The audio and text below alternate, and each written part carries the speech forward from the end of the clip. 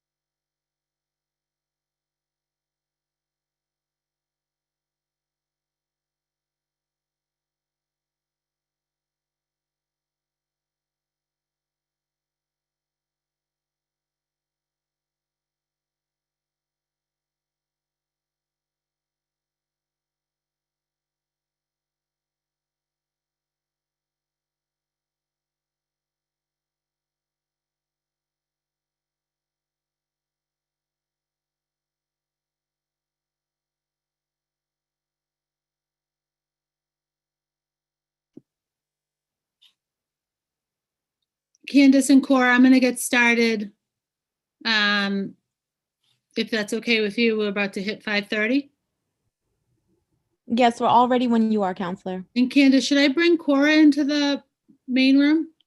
Yes, she said she was having some trouble connecting, but if you see her there, you can bring her over. Okay. Let's try that. No, I just made the wrong person.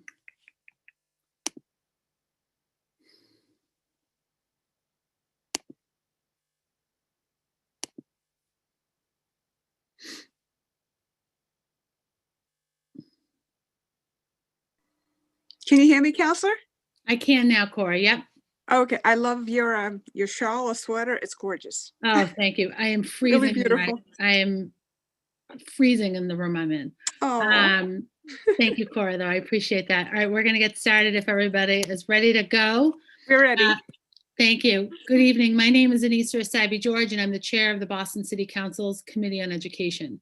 In accordance with Governor Baker's March 12, 2020 executive order modifying certain requirements of the open meeting law and relieving public bodies of certain requirements, the City Council will be conducting this hearing virtually.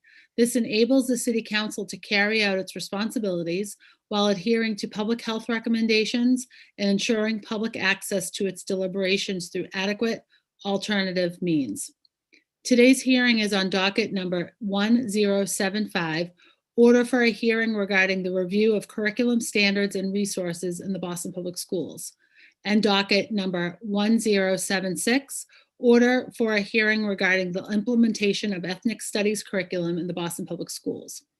This public hearing is being recorded and live streamed on boston.gov/city-council-TV. It will also be rebroadcast at a later date on Comcast 8, RCN 82, Verizon 1964. We will take public testimony at the end of this hearing. If you wish to testify via video conference, please email Cora, C-O-R-A, Montrond, M-O-N-T-R-O-N-D, at boston.gov to sign up. When you are called, please state your name and affiliation or residence and limit your comments to no more than 2 minutes to ensure that all comments can be heard.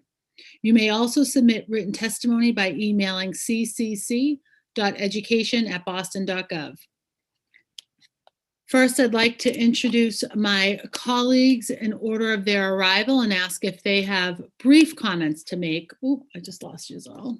If they have brief comments to make, so we can get started with this hearing as it's already been a delayed start. First, I'd like to call on Council President and co-sponsor of today's hearings, Council President Kim Janey.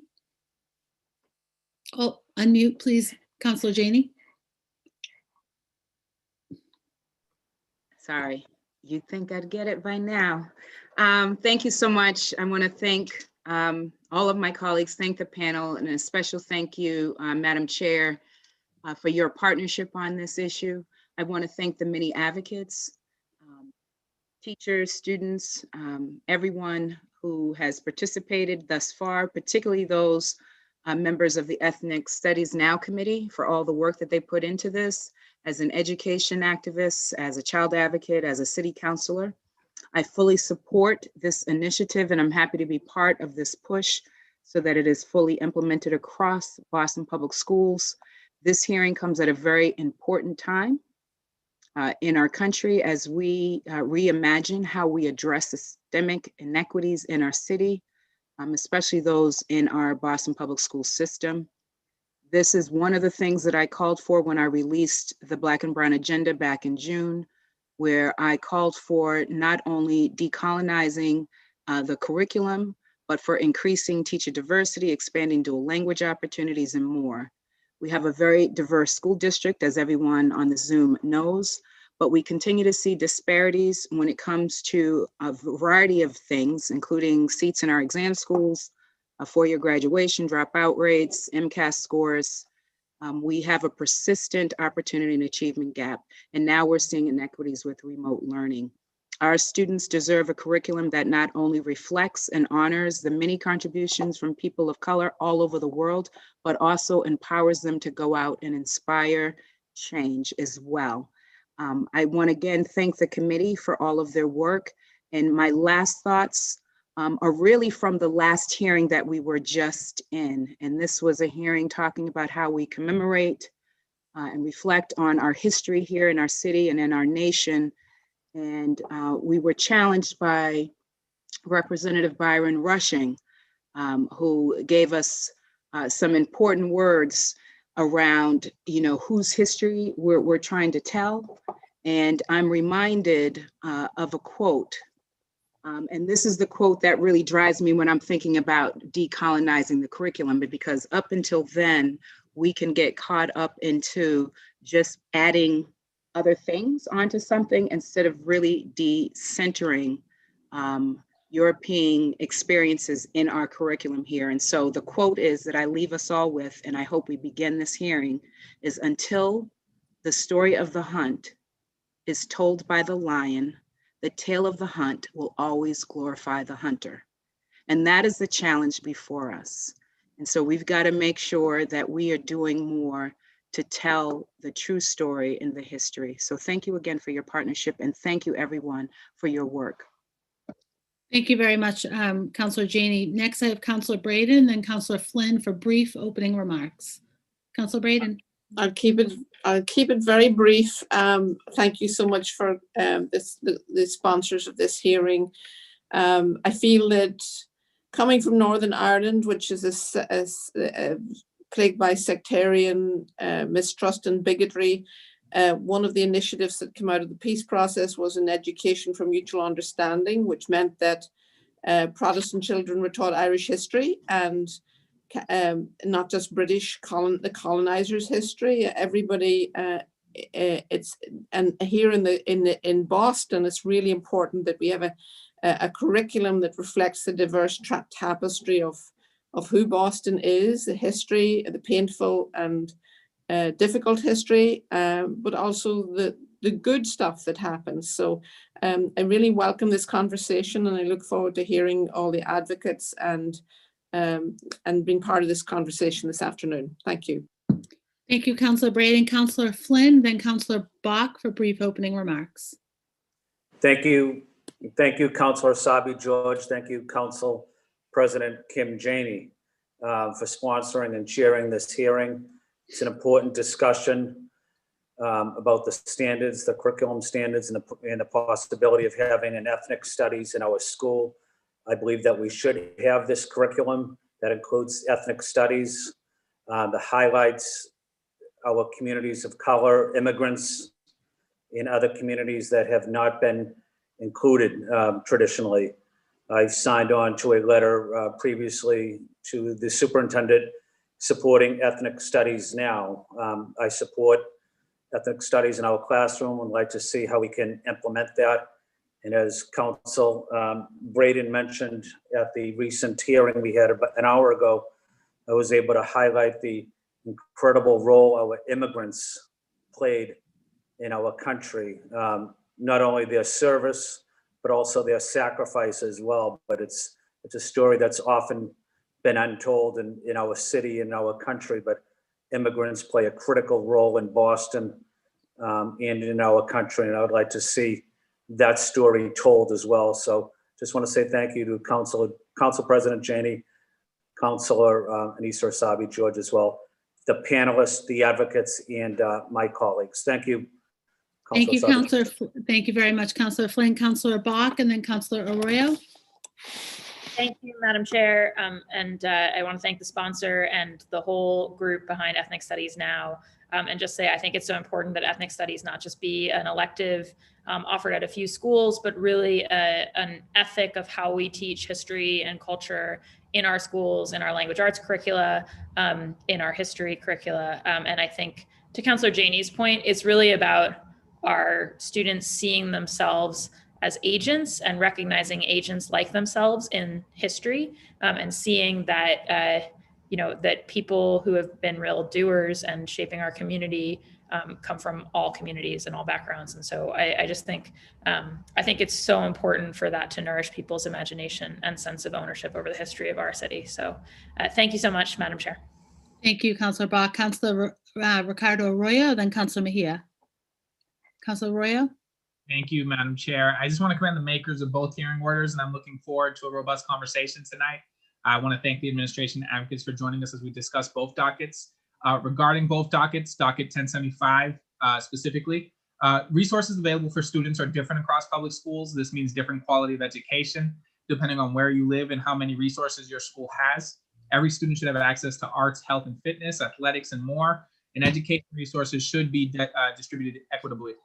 Regarding docket 1076, I'm proud to have written a letter of support back in August for the Ethnic Studies Now Committee and their effort to ensure that the ethnic studies are implemented in a meaningful and sustainable way in Boston Public Schools. I'm grateful to my colleagues, I believe 11 of the 12, who joined me in calling on the administration to enact this proposal into the BTU Ethnic Studies Now Committee and their partners for leading the way. Over 84% of BPS students are students of color and come from over 139 different countries, which is remarkable when you think about it. And it's important that our curriculum reflect this diversity. And I'll just say as a BPS product, you know, I remember taking AP, and this was in the early 2000s, not to date myself too much. I'm pretty young for this group, but in terms of the curriculums that we had back then, I remember taking an AP history in one of our exam schools where there was a focus on good slave owners and how few slaves there were and how the narrative of white supremacy and how we look at and consider our history really dictates, you know, that raised questions in that classroom, that raised questions for students in that classroom.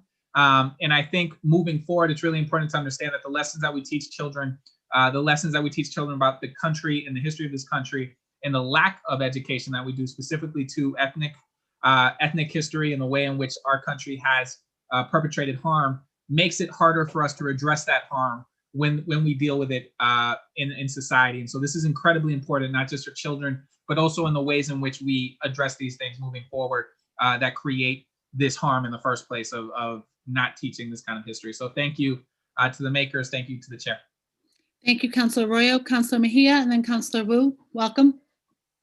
Thank you to the makers. Thank you, Councilor Sabi George, for your steadfast, always running things on time. So I'm gonna do this. I'm gonna try to keep it as brief as possible because I know politicians, we do talk a lot. But at the end of the day, I didn't work this hard to get here to be silenced. So I'll just be really quick with my remarks. I'm glad that we're having this conversation. Having grown up here in the city of Boston, I understand the deep-rooted history here sometimes is laced in lies. So to have an opportunity for young people to really see themselves reflected in history, I think is important. And I think pairing this hearing in order around curriculum standards along the same sense around ethnic studies makes a lot of sense because we need to talk about not just what we learn, but how we learn. So I'm really looking forward to unpacking that. And I do have some questions that are going to come directly from the community about curriculum standards.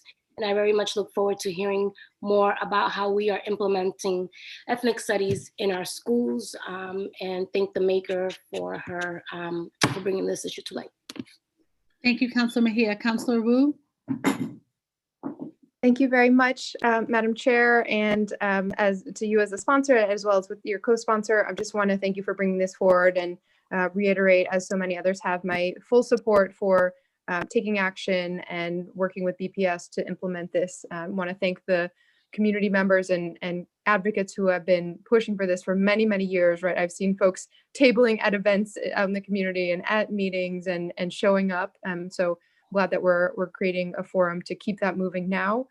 This is about so many of us who have not felt seen and represented in the, you know, what comes across as the sort of truth that you're being told of where your city has come from and your country has come from. So it's time to really make those tangible connections, connect to an accurate portrayal of how complex our history has been and how much each of us has a role to play in that, and to celebrate and lift up all of the cultures and all of the groups that have shaped and defined not only our city's history, but our country's. So I'm really looking forward to keeping this moving. Thank you so much. Thank you very much, Councillor Wu, and I appreciate everyone here today. I filed these dockets to give us an opportunity to talk openly about what is working in our curriculum district-wide and what could be better. We all want high-quality education for every student. Such an education would give them a strong foundation in their early education, ensure a robust and well-rounded education throughout their schooling, and provide opportunities to develop their life skills. We need to make sure that every student has access to arts, music, athletics, health, and wellness. I would also like for us to get to a point where every BPS student graduates with CPR training, nutrition and cooking skills, swimming lessons, and other life skills. Tonight, we will also be talking about the need for expansive ethnic studies curriculum in the Boston Public Schools. I'd like to thank Council President Janey for being a co-sponsor of this docket. Ethnic studies ought to be a core component of our curriculum as it helps students to learn about themselves, their families, and communities, as well as the complex and diverse world we live in.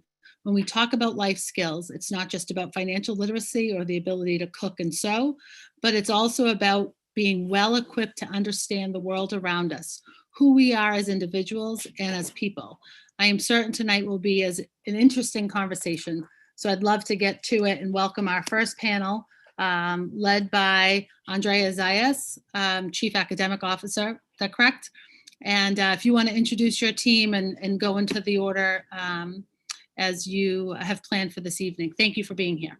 Absolutely, and thank you so much, Counselor. I would love to just get some support, maybe from Cora, to bring our colleague Shakira Ford Walker. Oh, I'm happy to bring them in. Thank you. Beautiful. Yep. Thank you. So good evening, members of the City Council, and thank you again for inviting the BPS Academics Division team to share our work with you and other stakeholders tonight. My colleague Jasny Vasquez is going to be presenting some slides which we've prepared for you, which we think are information rich and which we may or may not be able to fully walk you through tonight, but we hope that the slides in the reference section in particular can help you and us work together on any of the material that we're unable to fully get through. And hopefully it's good reading material and source for ongoing conversation and ongoing work together. So I'll pause there and wait for the slides to go up, and I'll introduce the team. Jazz, if you could go to slide 2. So let me take a moment to acknowledge, thank, and introduce this team of social justice warriors to you. First, I want you to, if you don't mind, joining me in welcoming Assistant Superintendent for the Office of English Learners, Dr. Sylvia Romero Johnson, who's new to Boston, coming to us from Madison, Wisconsin, but far from new to the work of advancing equity for English learners. New to her role, and this is also her first City Council hearing. She will be talking with you in just a few moments. Leading our newly formed Office of Teacher Leadership as Assistant Superintendent, having come up through the BTU ranks, we're really honored to have Shakira Ford Walker leading that office. Bringing over the Excellence for All initiative, incubated in and piloted as an initiative in the Opportunity Gaps office over the last 3 years, Dr. Regine Filippo-Pierre joins us as Deputy CAO, leading various critical special projects, including the infusion of EFA practices across the division. In our Academics and Professional Learning Office, which houses STEM, early childhood, and our content teams, Christine Landry serves as Assistant Superintendent and will be sharing much of the presentation here with me tonight. Jill Carter, who leads the office, now called the Office of Health and Wellness, which you may remember and carries much of the same spirit and the work of the office formerly known as Cell Well. Additionally, we're joined by Ethan Dabamont Burns, who you've heard from in recent hearings as well, and who you all know well as the former school leader at the Manning, who's bringing his commitment and focus on inclusion to our team. Finally, you'll notice that we have a large vacancy in our office of expanded learning opportunities left after one of our esteemed colleagues retired this summer. The position is currently posted, so please share that with your networks. You can go to the next slide. The council is certainly familiar with the vision and mission that was drafted in the first year of Dr. Caselius's tenure as part of the strategic planning process. Next slide. And importantly, we ground our work in this inspirational and aspirational statement from the Opportunity and Achievement Gaps policy. Every child in every classroom in every school of the Boston Public Schools system has the same opportunity to achieve the greatness within them as anyone else. It's critically important to us as a team that we state our unshakable belief in the brilliance of all of our students and our bottom line commitment to equity. All of our initiatives, strategies, and daily work are in the direction of making this statement a true one. But we know that we are too far from this today, and we have been for far too long. Next slide. This distance from that goal was enumerated in quite a bit of detail in the DESE report in their recent review, which became public just before schools closed due to the pandemic in March.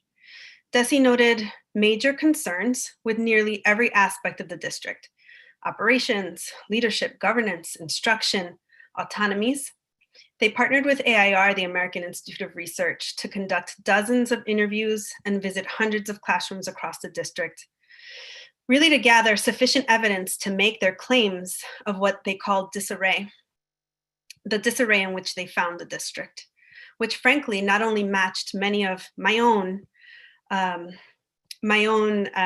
analysis after arriving in Boston a couple of years ago and after taking a deeper look under the hood, but also I believe they outline much of what the council is interested in hearing from us today going forward, going toward how we redesign our district to eliminate opportunity gaps. Some of the poignant and cutting quotes from the report: the district does not have a clear, coherent strategy for district-wide strategy for supporting low-performing schools and has limited capacity to support all schools designated by DESE as requiring assistance or intervention. Schools are organized in a way that create haves and have-nots. An absence of coherence in district curriculum affects how curriculum and instruction are implemented across the district, leading to widely variable learning experiences, pedagogies, expectations for student learning. These are some of the brutal facts that we look in the face of every day, while maintaining radical hope that in partnership with community and by lifting up the strengths found in the report, including the essentials for instructional equity, our culturally and linguistically sustaining practices framework, and excellence for all and other initiatives, we can realize our core commitment to becoming an anti-racist district. Next slide. While the DESE review was underway last winter, the superintendent's strategic planning process was also underway and was deeply informed by the results of that review, as well as dozens of community meetings and input from stakeholders, leading to our 6 strategic commitments. Next slide. And our multiple driving priorities. The work of our division is fairly centered on commitments 1 and 2, eliminating opportunity gaps and accelerating learning. Next slide. Through last year's budget process, in my first month as CAO, we drafted these multi-year imperatives. Imperatives because we believe that these shifts are foundational to resetting the standard for teaching and learning in our district. These imperatives are focused on improving what Richard Elmore first referred to as the instructional core, which you see here. The instructional core has 3 ingredients: the teacher and the student in the presence of content. It's that relationship between those 3 that determines the quality and the extent of learning. Next slide. Building on Dr. Elmore's work, we include in our thinking, planning, and designing the multiple humans and communities that are in context inside of which we conduct educational processes. Educators are situated in schools and in the district. Students live in the context of their families and community, and instructional content which is embedded in curricular standards and mitigated by professional learning communities. Next slide. When these contextually connected communities are functioning well, the conditions are set for the types of learning experiences that we heard families, teachers, and students express as what they want and need from the Boston Public Schools. Next slide. Aligned with the DESE report, we set these 3 division-wide goals in alignment with our imperative to eliminate opportunity gaps. We'll go into detail for each of these goals that are active right now during the school year. We'll give you relevant information about how we pivoted to remote learning and share some current information about this year's progress to date toward resetting that standard for teaching and learning through the instructional core. Next slide, and I'll turn the mic over to Christine Landry. Thanks so much, Andrea. Thank you, Chair, and thank you, members of the Council. So I'm going to start by talking about our district-wide goal number 1. So while the individuality of each of our schools is critical to maintain, it's also the work of the academics department to ensure access to relevant and rigorous learning for all students. So this work starts with the adoption of high quality, culturally relevant materials and practices, which we started with English and Spanish language arts curriculum this year in our K-8 transformation schools. And we'll continue through our other content areas and grade levels to ensure coherence over the course of the next several years. The Office of English Learners is leading parallel work to ensure equity through quality materials for our ESL and SLIFE classrooms as well. And common and consistent implementation of Google Classrooms and Seesaw have enabled the district and teachers to curate and share learning materials through our time in remote learning. Next slide.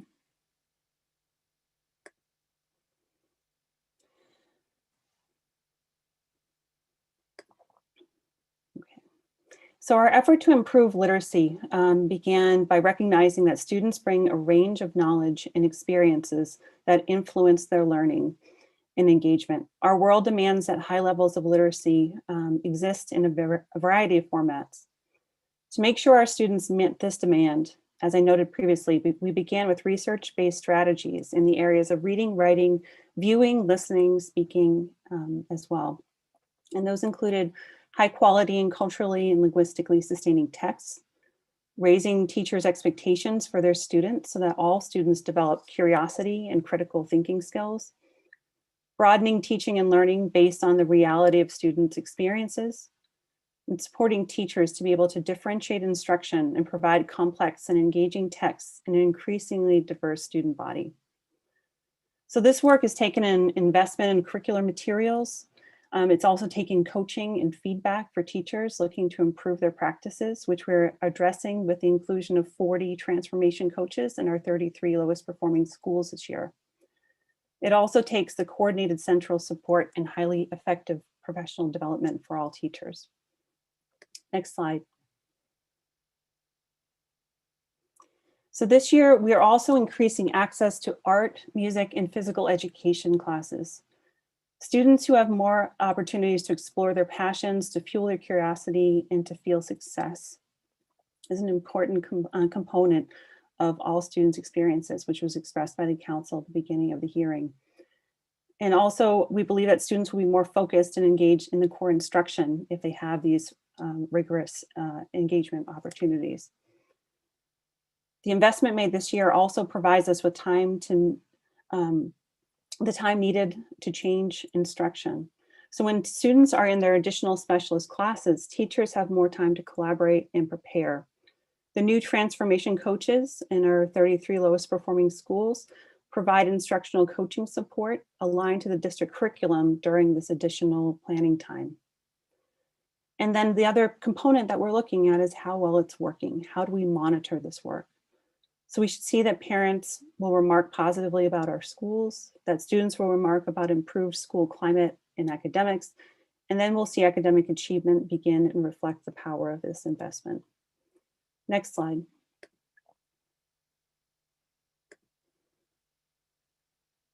Okay. And for goal 2, I'm going to turn it over to my colleague, Shakira Ford Walker. Thank you, Christine. Good evening, everyone.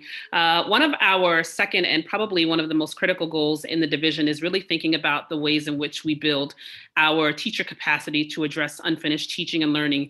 More importantly, to effectively engage our students and prepare them for success in college, career, and life. And we have done that through 4 means. The first is utilizing a common set of observation and feedback frameworks. The district has recently adopted the Culturally Responsive Instruction Observation Protocol, also known as the CRIOP tool, as a common observation and feedback framework for transformation schools, while also thinking about the ways we offer training and support to those schools outside of transformation. Professional learning and monitoring support is also happening via our school learning walks, as well as task analysis and ongoing collaboration with the Office of the Opportunity Gap and accountability and data. Through job-embedded coaching, the Office of Academics and Professional Learning has reorganized to focus this year on job-embedded coaching and professional learning. Really, that's in alignment with teacher improvement as well as other offices in academics, namely, as Andrea mentioned, the newly formed Office of Teacher Leadership and Development.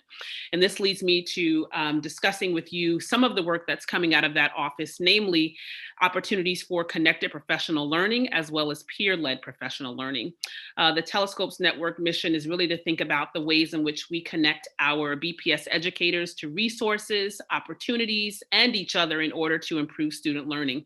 So our goal is to really first find out what is it that educators want, what do they need to learn in order to best serve the needs of their students. Then we seek out and magnify the bright spots across the district, and I'm sure all you know there are many. Who are the successful teachers in Boston Public Schools? What are the effective practices? Where can we find models of teacher-driven professional learning? Based on some data from our Connect and Share sessions we held over the summer and at the end of last school year, we found that educators really wanted a space to house resources, upload their artifacts from their teaching and learning, and hold discussions related to content and their grade level. I think we had probably over more than 500 participants who expressed that they like to follow up on their learning from the session in some way. Given the climate we find ourselves in, probably more than half of them requested opportunities for asynchronous connection using a platform like Google Classroom or Zoom. Educators are finding that they also want spaces to hold synchronous sessions and what we call professional learning communities based on their content level and their grade level needs.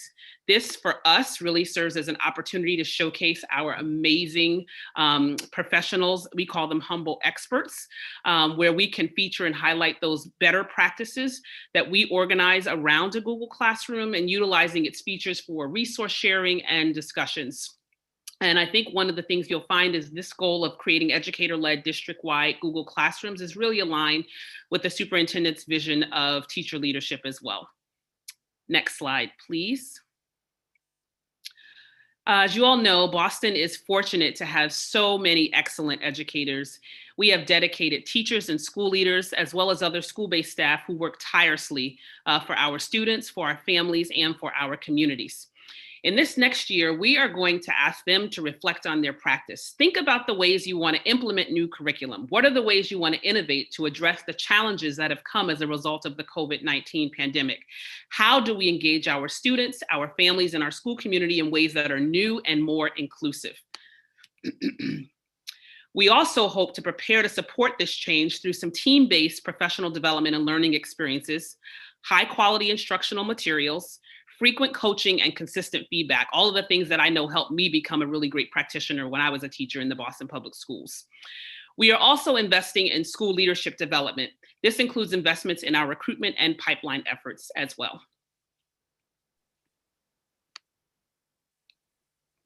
Next slide. I think I'm turning it back over to Christine. You are. Thanks so much, Shakira. And I'm going to continue where Shakira left off by talking about the 3 major investments in academics this year that have really supported this work of building teacher capacity. So those 3 major investments are aligned to deliver high quality instruction to more engaged students and who are focused and ready to learn. So first, we had a K-8 literacy initiative, including professional learning and implementation support. Along with that, increased instructional quality through transformation coaches. Again, those are the 40 coaches who we've added to our 33 lowest performing schools. Next slide.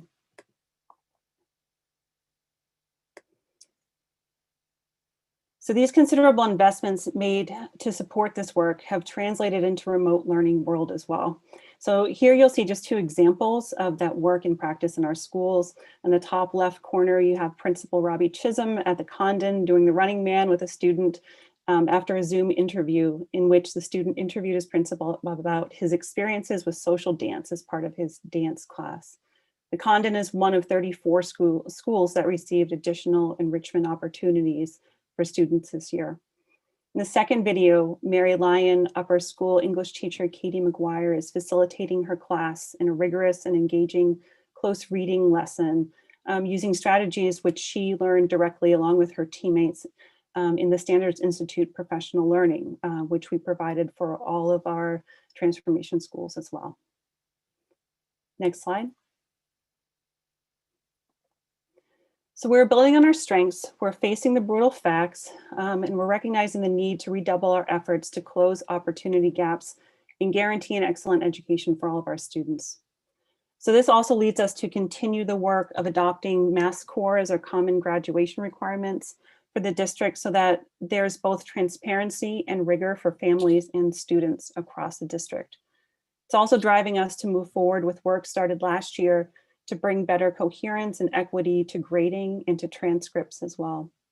So I'm going to hand it over to my colleague Jill Carter to speak about further policy changes related to health and wellness. Thank you, Christine. And good evening, everyone. As Christine said, my name is Jill Carter. I'm the Assistant Superintendent for the Office of Health and Wellness. The Boston Public Schools is deeply committed to meeting the needs of the whole child for every student in every classroom. This commitment is rooted in an understanding that students' physical and mental health, emotional well-being, and positive development are directly linked with academic success. This seems both obvious and essential as we fight to contain the coronavirus and recover from the loss to our communities. The 5-year strategic plan outlines our commitments to eliminating opportunity and achievement gaps, as well as accelerating learning. But these efforts depend on our capacity to address both the health and social challenges our students face, such as hunger, chronic illness, physical inactivity, and poor mental health and sexual health, especially for our students made vulnerable by systemic racism and other forms of oppression.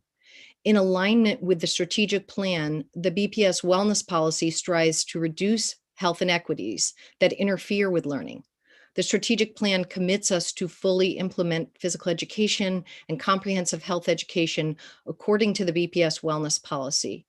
Phys ed and health ed are essential to a young person's overall education and foundation for lifelong healthy living. Next slide, please.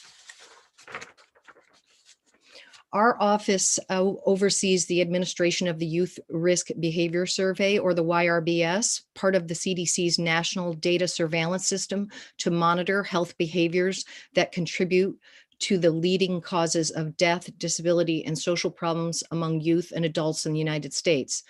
The data provide an overview of the key behaviors related to physical activity, sexual health, substance use, and mental health that illustrate the need to address physical and health literacy through physical education, health education, and social emotional learning.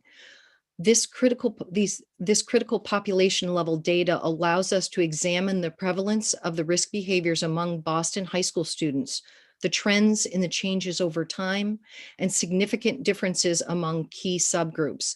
The data on this slide were collected in the spring of 2019, an important snapshot pre-pandemic.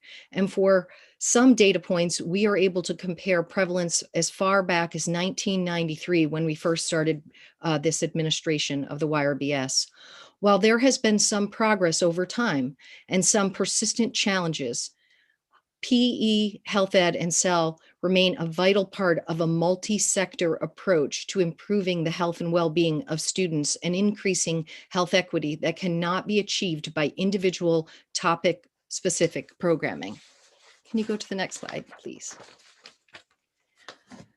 Physical education is a standards-based academic subject that supports the education and the well-being of the whole child. PE develops physically literate individuals who have the competence, confidence, and desire to enjoy a lifetime of healthful physical activity. PE teachers provide instruction that is inclusive for all students and ensures a safe and supportive learning environment. We have made great progress in physical education in the district over the past 10 years. In school year 10-11, 65% of schools were staffed to offer any PE, and now that number has increased to 93%. That includes 100% for elementary K-8 and middle schools.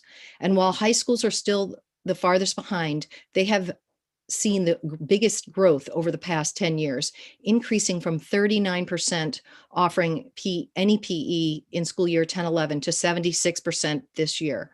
PE is well supported in the district with comprehensive supports available to all teachers, including ongoing professional development, instructional coaching, professional learning communities, technical assistance, as well as access to equipment and standards-based curriculum.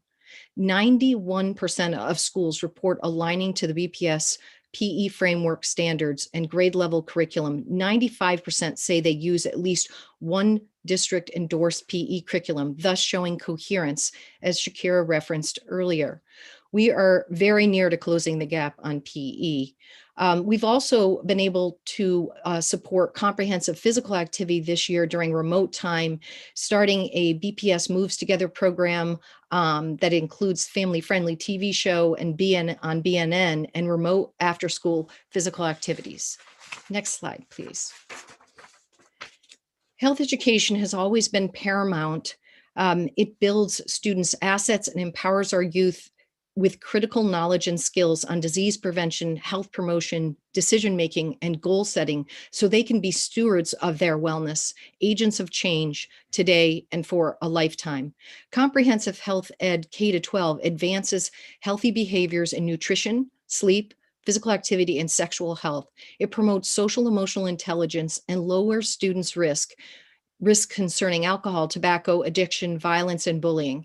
Health education also addresses the stressors of adolescence, including identity, changing relationships, anxiety, mental health, and suicidality.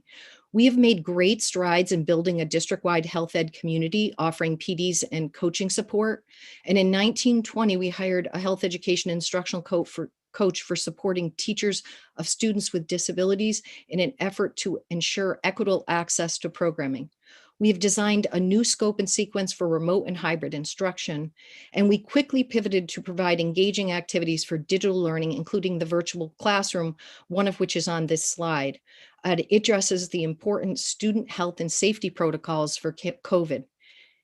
In 2018, less than 50% of BPS schools reported having health education in accordance with the wellness policy. Our 2020 data will be available when we report out on the wellness policy later in the school year. Next slide, please.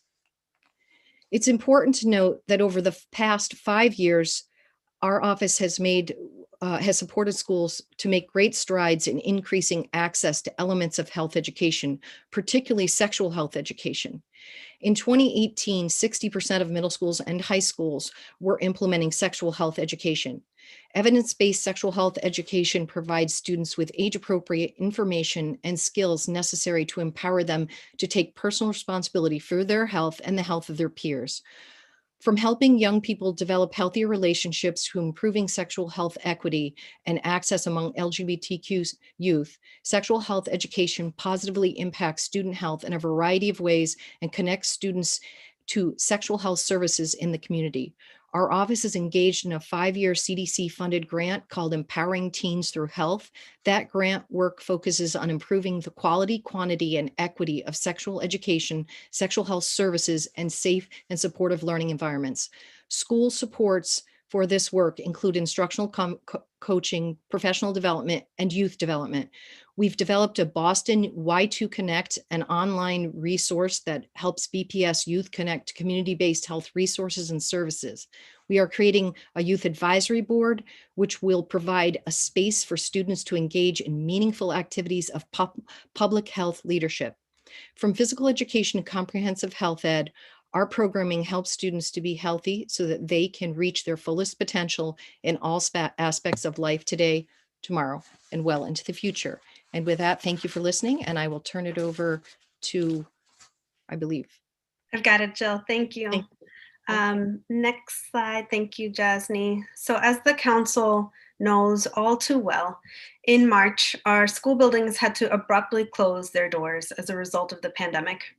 We quickly moved to provide first paper packets for what we thought would be just 2 weeks of a closure at a distance. And during that time, quickly moved to providing open access to culturally affirming standards aligned materials directly to educators and families through an online format. We developed a resource website for remote learning. And also through a novel partnership with Boston Neighborhood Network, our local public access television station. In fact, I'd love to take a moment and just give a really special thank you to General Manager Glenn Williams for all of his ongoing support and direction throughout the spring and the summer. While so we ran, BPS TV for early childhood, the arts, and many other content areas, including peer-to-peer learning. While the pandemic really has no silver linings because our collective losses as a nation and as a district are so great, we've learned that while we have been at a distance, we've also found ways to amplify voices even further. BSACs, climate curriculum, a multilingual library for families, race and equity resources for educators, and weekly CLSP standards aligned lessons are just some of the resources that we were able to make immediately available over the first 12 weeks of the pandemic response and through the summer. Next slide. Certainly, spring access to Chromebooks, information, and resources was imperfect.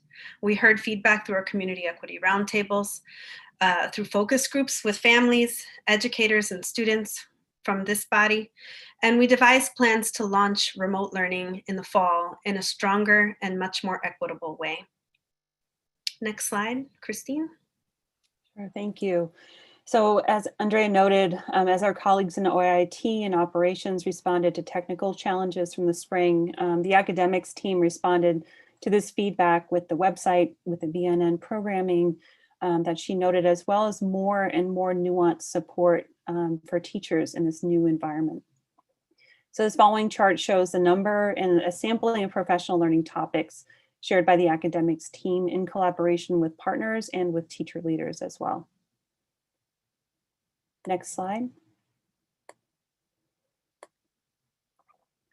And then to kick off the 2021 school year, we invited Dr. Ibram Kendi and Bettina Love to help us reset and reground in our commitment to equitable instruction during our Teachers Summit in the summer. Dr. Love has worked with our arts department for the past 2 years to support our work of decolonizing the music and the arts curriculum. And she was eager to share her knowledge and push with the broader BPS community. We're honored also to have Dr. Kendi in Boston and to have had him support our launch to propel our work of actualizing the opportunity gap policy forward. Next slide, and back to Andrea. Building on our North Star of really becoming an anti-racist district, we developed this infrastructure, provided support, and delineated accountabilities in order for our students to thrive this fall. Next slide. And so to ensure an equitable recovery, we strengthened and streamlined the infrastructure behind it to provide better clarity to all of our stakeholders. So that started with underscoring that we were returning to school this year, albeit in a remote context.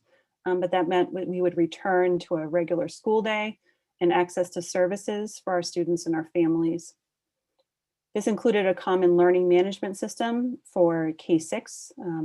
So we had Seesaw for our younger grades and Google Classroom for our older grades. A common way to understand student experiences and performance with the Panorama tool.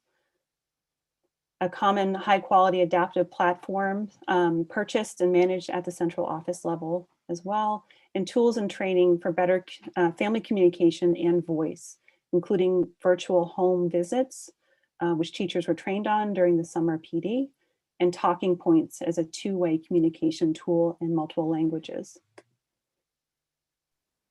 Next slide, and I'll pass it to Sylvia. Good evening, everyone. My name is Sylvia Romero Johnson, and I'm the new Assistant Superintendent for the Office of I don't know. I'm finding it hard to hear, Sylvia. I don't know if that's everybody else's experience. Sylvia, if perhaps you could double check your microphone. And while you're doing that, I just received a text that this presentation is long. I think when we're talking about the curriculum of the Boston Public Schools and all of the things that the components that go into academics, I expect it to be long. So I apologize for those that thought this would be a brief presentation, but to educate, 54,000 students across our school district, across all grade levels, needs to be comprehensive. So I appreciate sort of the detail of this presentation. Sylvia? Yep. Can you hear me now? Is that better? It's a little bit better. Are you? Yeah, my volume is at the top, so I'll try to project. That's actually a little bit better right there. Thank you. All right, my section is about support.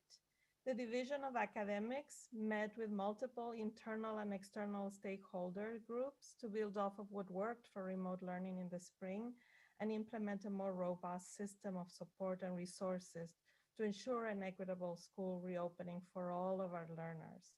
We provided at-home learning kits to exactly 17,138 students in grades K through 2nd.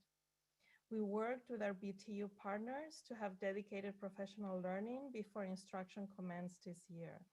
Our returning Boston Strong Educator Summit drew our teachers and staff to complete over 56,000 professional learning sessions over a 2-week period. We worked with an organization called Links Spring, which provided professional learning on remote learning. And we provided teachers with support on an ongoing basis on how to implement project-based learning. We provided revised pacing, scope, and sequence with aligned assessments, as well as virtual coaching, and walkthroughs will start in January. The Office of English Learners has launched language-based parent groups as part of the overall Look Act implementation. These groups have become a crucial partner to share the information at the district level with our various language-based communities to create a sense of community for them. The groups continue to meet monthly and have participated in school reopening dialogues with the superintendent, welcome back sessions targeted specifically for EL families in partnership with BPS teachers. And currently, these parent groups are part of the exam school information sessions as well. Finally, the Office of English Learner has launched a language-based playlist on the BPS YouTube page that provides videos in native language for parents. And now I pass it on to Ethan. Great, thank you so much. Nice to see you all this evening, and appreciate your comments, Counselor, on how comprehensive all this work is. It is a lot to try and wrap together the whole curriculum in one presentation, and we'd love to come back and talk more because we could probably go deeper. I really appreciate Sylvia's detail on the improvements, but we know that you can sort of say stuff. You also need to make sure that there are accountability feedbacks. And so we've built some accountability measures that allow us to get qualitative and quantitative feedback to ensure that equitable recovery that we're looking for. A really crucial piece of that has been our equity roundtables that I know a lot of community members have been a part of, that we have every 2 weeks to make sure that we are having conversations based in data and looking at equity from a variety of perspectives. And I've been a part of a number of those conversations and know that they've been really robust and helpful in providing feedback and changing our trajectory of the work as needed. We're also staying really close to the data with data dashboards related to at the school level, the region level, and the district level. We're looking at attendance. We're looking at student success using our new platform called Panorama which is an exciting new tool we have to really look carefully at students and who needs what and how we can make sure they get that. And we also have our Illuminate platform for using assessment. We've just recently launched our virtual walkthroughs, which has been exciting. We think those are going to be a really helpful protocol so that we can get that qualitative data that is really important. We also want to make sure that our schools are really sticking to the guardrails that we're setting out that Sylvia talked about previously. It's one thing to say all those things, it's another thing to make sure we're sticking to them. We're really keeping track of both our English language learners through the course level attendance in Aspen and all our students with disabilities through the progress reports in particular, but also using the traditional measures of grading and report cards as well to make sure that we're keeping track of what is happening for our students. And with that, I'm going to turn it back over to Andrea, I think. Thanks, Ethan. Just wanted to share with you all some publicly available data that's in our district dashboard. Again, there are no silver linings or to claim during COVID. It feels inappropriate to do that, but our teachers and administrators are still making magic in our virtual classrooms every day, and certainly in the classrooms that continue to serve high in-person priority students. These data right here are, like I said, publicly available in our district dashboard. And notably, just want to share that attendance is just slightly lower than what it would be during a typical year. And we are currently administering a district-wide survey to better understand student, family, and educator experiences that will close after the winter break. And we're looking forward to being able to dive into that data, further understand and adjust. So we're happy to provide those to you here by neighborhood. Next slide, and I'll turn it to Ethan. So one of the things that we are focusing on with our students with disabilities is, of course, compensatory services. When schools closed in March 17th, there's no question that there was a lot of learning loss, as Andrea has highlighted. There's no silver lining here, and we know that there has been a cost.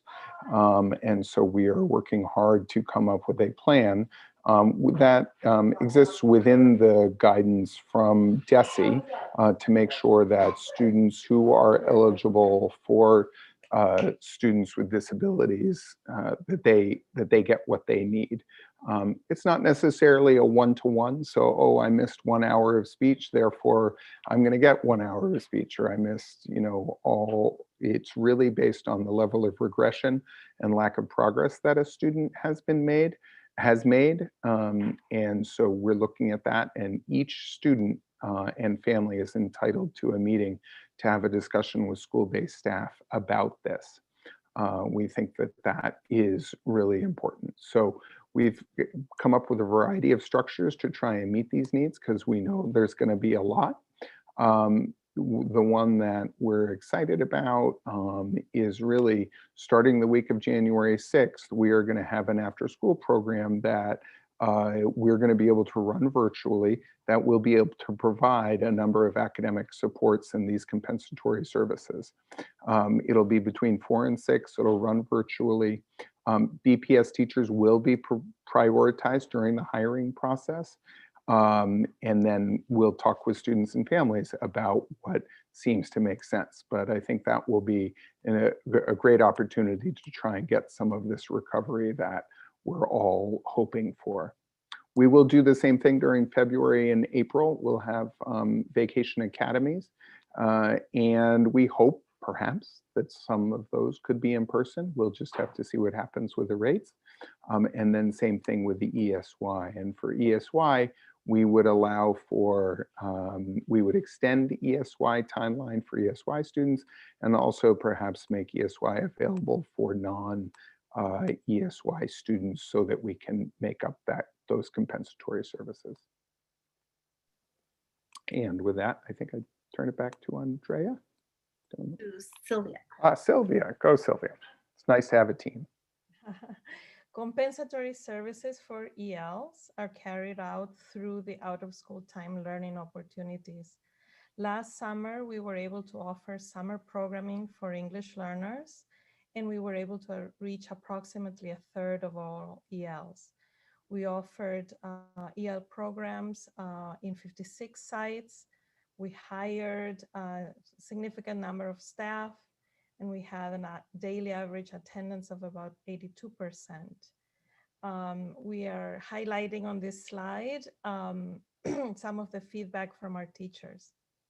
We now have available some grants for our teachers to continue to offer out of school time this spring and summer. Now next to Andrea.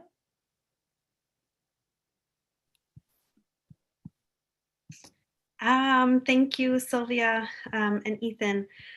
So as I was mentioning before, there's still magic happening in our classrooms, albeit remote. And I wish we had time to, during the day, to visit some classrooms together virtually, and hopefully sometime soon in person again. But let me just give you one short example of some of the really great work that our students, teachers, and administrators are doing in remote learning.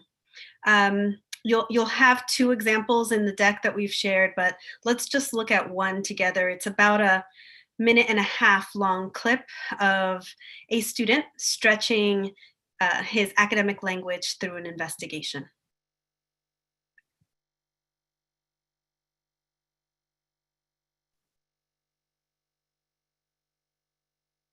Jasmine, let's see if we can get the volume. The audio on this.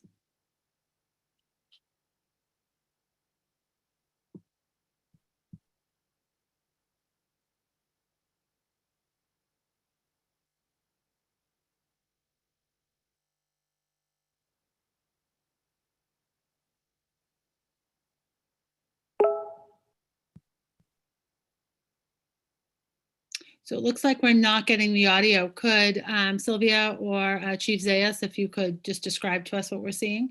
Yeah, absolutely. So this is a student engaging in an investigation around creating a conductor. So students were provided with at-home science kits. So they have the physical materials. You see the small light bulb there, the wires that are needed, the positive and negative.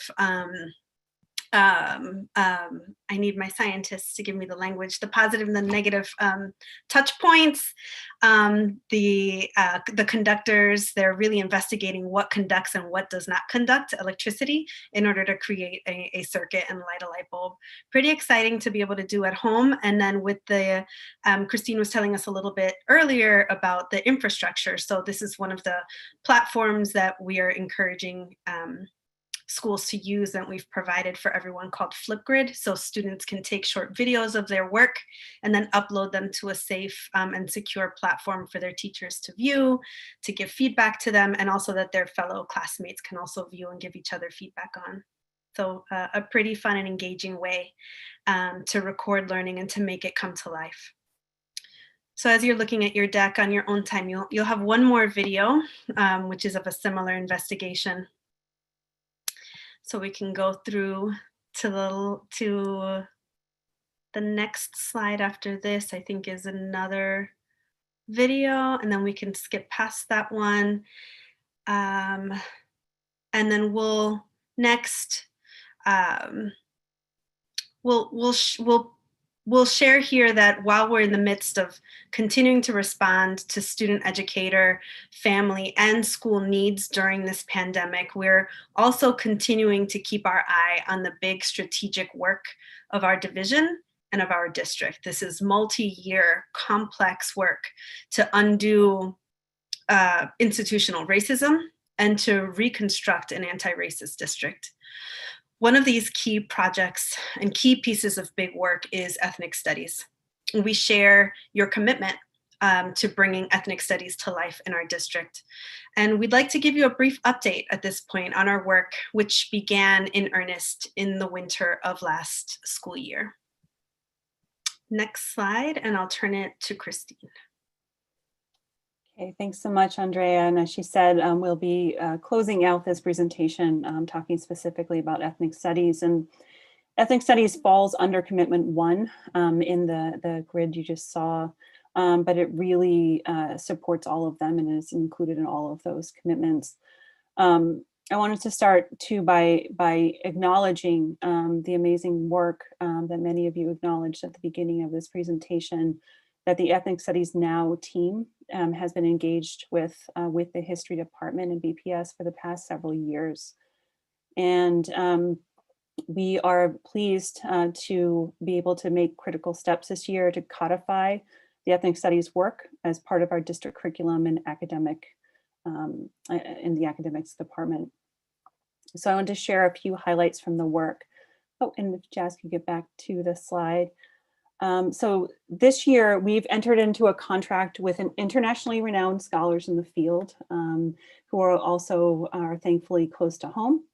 The Collaborative of Asian American, Native American, Latino, and African American Institutes, or CANALA Institute at UMass Boston, has become our partner in this work, along with the Ethnic Studies Now team. So we hired a teacher leader to coordinate the ethnic studies work this past summer. We stipended 3 teacher leaders from the BTU Ethnic Studies team to compensate them for curriculum development and teacher support during the summer for teachers who both wanted to start teaching ethnic studies or continue their work in this area. The introductory course in ethnic studies, which has been developed over the past 2 years, is now a course, a core course in our course catalog. It is a Mass Core aligned history and social studies course, and it's currently being taught across the district in both 8th and 9th grade classrooms.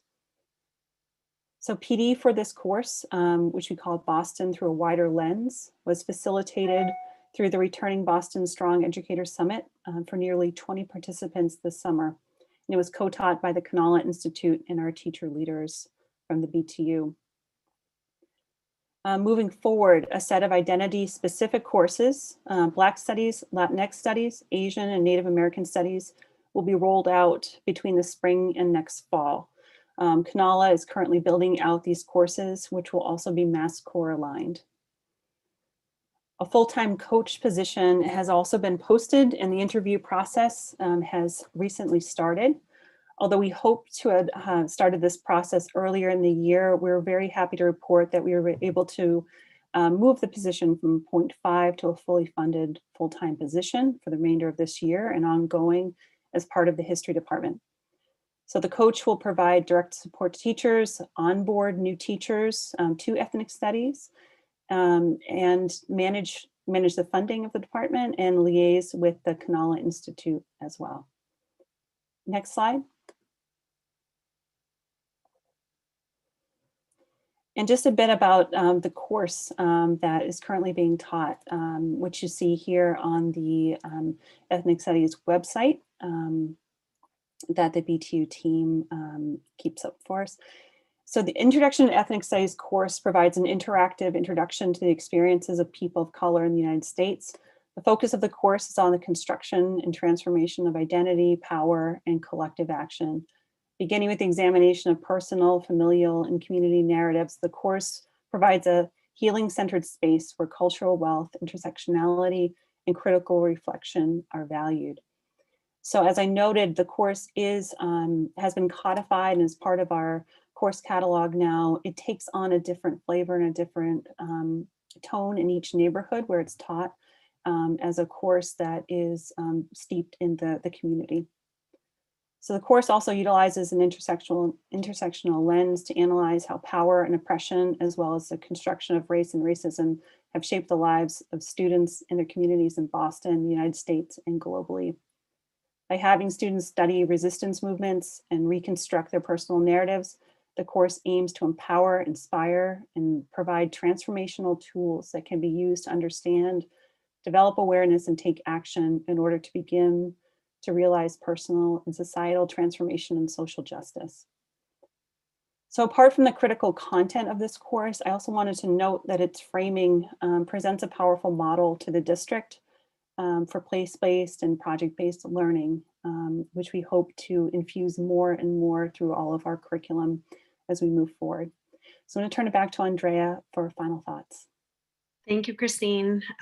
With Counselor Asabi George's permission, we'd love to just rewind a couple of slides to see if we can play that video. We think we figured out the tech issue, and go back one more, and let's just give it one more quick shot.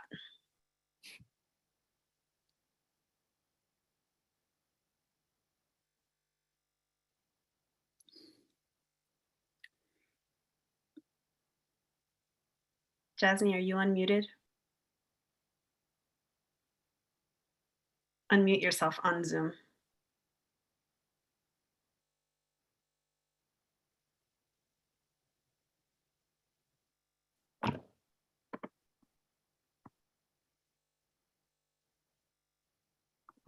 Counselor or Cora, if there's a way to unmute Jasmine. Okay. She's unmuted. She's unmuted. Okay. Oh, what a bummer. Colleagues will be able to see this for themselves. I'm sorry, those viewing at home will not be able to see this.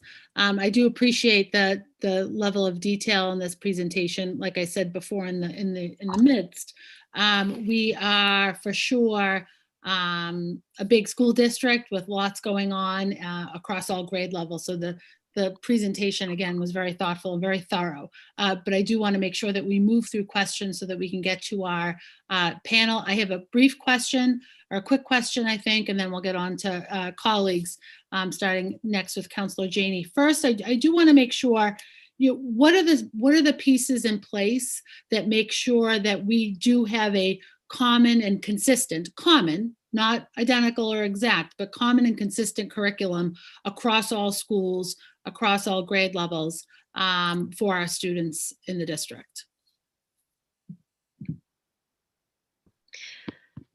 So I'll say that there are three pieces to that are in place.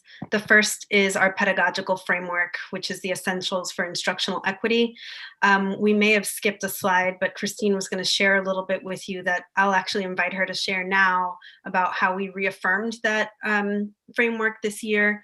And the other two things are just equal.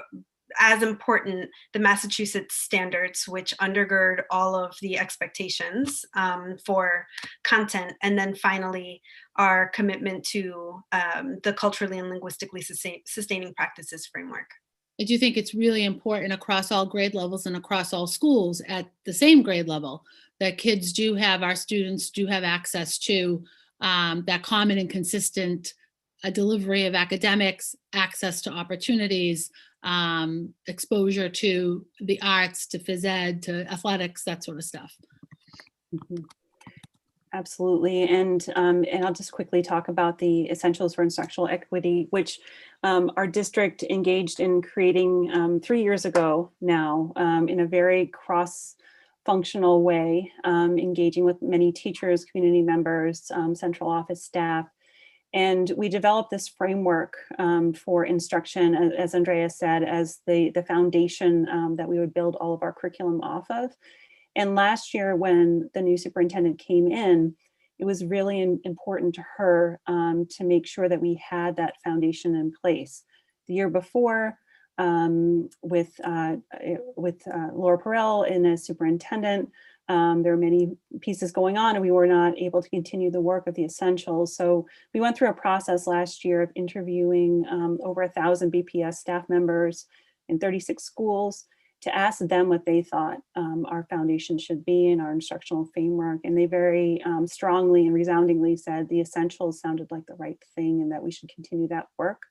And I think it's important to note too that although there are many challenges that were unearthed in the DESE report, one that they found to be a great strength of ours was the work that we have done around an instructional framework. So that also sort of compelled us to continue this work in focusing on a safe and healthy learning environment, rigorous instruction and tasks, and assessing for learning. It's really the basis and the basic parts of instruction that we have to get right first, and then build from there, as we've done with our transformation schools, to really have that common curriculum across, especially in our schools that are struggling the most, as you said, as a place to to build from, right? And to express yourself in your school's community in different ways, but to have a common experience for all of our students to ensure equity and to ensure rigor across the board. Thank you very much for that. We'll move on to colleagues, Council President Janey, and then we'll have Councilor Braden. We'll do a 5-minute timer. Thank you. Thank you so much. And thank you again for the thoughtful presentation. And just a quick shout out to Ms. Walker. She'll always have a special place in my heart back since you were a kindergarten teacher at Young Achievers. This is very encouraging. And so it's exciting to hear the movement. As Chair Asabi George has already said, there's a lot that we'd like to see in the curriculum, certainly civics, financial literacy, entrepreneurship, the list goes on. And certainly our educators are being asked to do an awful lot. So I really do appreciate everyone here. And I'm encouraged by the conversation. Quick question, I hear that the ethnic studies curriculum is now a course, yes? It's a class, so it's an elective? Yes. And you said 8th and 9th graders? Yes, yes. It was written as a 9th grade introductory course, but we do have some middle school that are using it. How have parents and students and others been engaged in the process? I heard in the presentation, the institutes at UMass and all of the other humble experts inside the district and out who have been helpful and supportive. How have you engaged students and parents in this? Yeah, so many ways, and over several years, as the council mentioned, this work has been in progress for a while, and the course has been developed over the past several years and has had several different incarnations, where again, I want to give credit to the BTU team who did engage with students and with family members during that time to develop the course, to codify the course with the history department. Which we wrapped up this spring. And it's available, I'm sorry to cut you off, but I know that timer we're on. Yeah. And so it's available this fall, the course was available Yes, so people are taking it right now. They're taking it right now, okay, wonderful. So I think, again, very encouraging, and for me, I see this as a first step, an important step, and really getting to the goals as identified in the Opportunity and Achievement Gap policy that was adopted by the school committee that calls for a decolonized curriculum. And this is an important step, but it is not quite that. So I think, very important, and just, one example using the quote that I talked about at the beginning of the hearing. And I heard someone on the call talk about the curriculum, and it's important that you have resistance movements. You said the students are studying resistance movements throughout history. I think that's incredibly powerful. But when we think about the resistance, oftentimes it is about centering white oppression, and that is what people have to resist. So again, it continues to center this white narrative. And so if we're truly going to decolonize, we've got to go beyond that. Important to talk about those movements because they're so powerful. But there's a lot more to being Black, to being Asian, to being Latinx than our fight against oppression. And so, I want us to encourage us to kind of continue to move. I know I'm not the only one on the Zoom who was taught Columbus sailed the ocean, 1492, Columbus sailed the ocean blue. That's how I was taught to remember that date. And I know I might be a little older than some of the folks here, but I know I'm not the only one. There's a lot of unlearning we have to do in our schools and in society, because everywhere we turn, Black students, brown students, students of certain religious groups, or depending on who they love, are targeted, they're criminalized, and they're taught that they are invalid. And so we've got a lot of work to undo that. And I really appreciate the efforts of folks here. I'm gonna reserve the rest of my time. I know the hour is late, Madam Chair, and I know we've got more speakers. And so thank you again. If there's an opportunity later, happy to weigh in again. Thank you. Thank you, Councilor Janey, and we will also share the slide deck. Councilor Braden, then Councilor Flynn. Councilor Braden? Thank you, Madam Chair. I wanted to drill down into the compensatory education for our special education students. and how I think it was mentioned that it would be offered on the basis of perceived loss of skills or regression. So I'd like some more information, because in my experience, sometimes the parents who are least able to advocate are the ones that get sidelined in that discussion about compensatory education. I don't know if there's a formalized way to ensure that every student who needs it will get the adequate compensatory education and special ed. Sure. Thank you, Councillor Braden, for that question. I think actually in Massachusetts, we have set up a compensatory services system that is actually more robust and more rigorous than what the federal government has asked us to do. And so I think, not to say that means everyone's going to get what they need, but at least we are being ambitious in trying to make sure kids get what they need in terms of compensatory services. And to your point, to that we have said that every special education student is entitled to and should have a meeting with the school personnel about those compensatory services. So even if a family doesn't necessarily know about the process, know that they may be eligible for these things, it is incumbent on school staff to reach out to them and make sure that they know they could potentially be eligible for this, so that we can make sure they get what they need. So I think that framing is important. We've met with all our coordinators of special education in schools and gone over this guidance. So I'm confident that we will be able to get to the families that need it, but it is a part of your question that's really important is the data behind the compensatory services and how we understand that data, because as you know, in the spring, there was a lot going on, right? Yes. And very hard to figure out what that level of regression is, and who needs what and what the right thing to do about it is. So those will be subtle, complicated conversations, but we've given a fair amount of guidance to staff to try and make sure students get what we want. We're all interested in trying to make sure kids, are able to make the progress they need to make.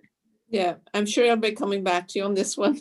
Sure. I spent 16 years working at Perkins School for the Blind as a physical therapist, so it's an area of interest of mine. And I know it's a very emotive issue for our parents and our families that the kids, the students that they keep up, and it's been a really difficult year. Yeah. So thank you. Yes, absolutely. I'd look forward to talking more if you want. I'd like that. Thank you. Madam Chair, I in the interest of time, I will hold any other questions for now. Thank you very much, Councillor Braden. Councillor Flynn. Welcome. Thank you. Thank you, Councillor Sabi George. I just had two quick questions. The ELL, remote learning for students. I saw the percentage that was noted by neighborhood. I noticed Chinatown was not included in that. I know sometimes it is part of the South End area code, and at times it can be part of the downtown area code. Going forward, can we have a breakdown about students specifically in Chinatown? So I'd like to know exactly what is happening in my district. Absolutely, Councillor Flynn. We will relay that feedback to our Office of Data and Accountability and see what can be done to pull the statistics specifically for Chinatown. Thank you for that. Thank you. And then my final question, the presentation was excellent, informative. And I wanted to follow up kind of on what Councilor Braden highlighted, the issues of special education for ELL students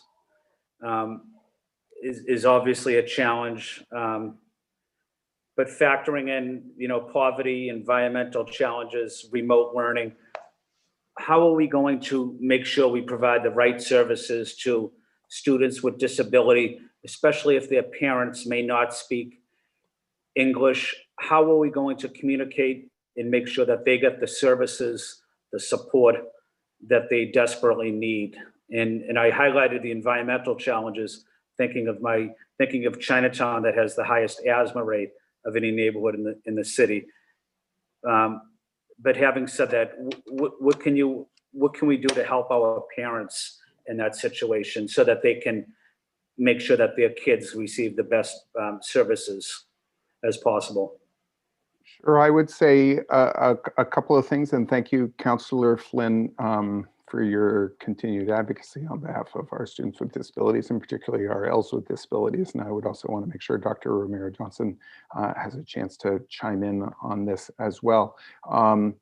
There's both good news and bad news. Good news is that the way we've structured compensatory services, I think, will allow us to be really flexible for families. So it's not like you have to get your kid to this place to be able to do, say you have rules-based reading that is, you've determined that you need X number of hours of that. We will actually be able to implement that remotely. So on the one hand, that's a really good thing for a certain set of kids, and it will reduce transportation, and there's some good things about that. Obviously, there's also an issue with, we don't know when we're going to be able to offer in-person compensatory services. And so for many families, that's going to be a real challenge. And it will be up to the families to say, you know what, I'm going to wait. I want to wait until I have my compensatory services until it can be in person. And I certainly hope by summertime, we will be able to do that, and we'll be able to, lock in some long hours. But of course, we don't know what the virus is going to do. But we do believe that we will be able to be flexible with some of the time we're offering.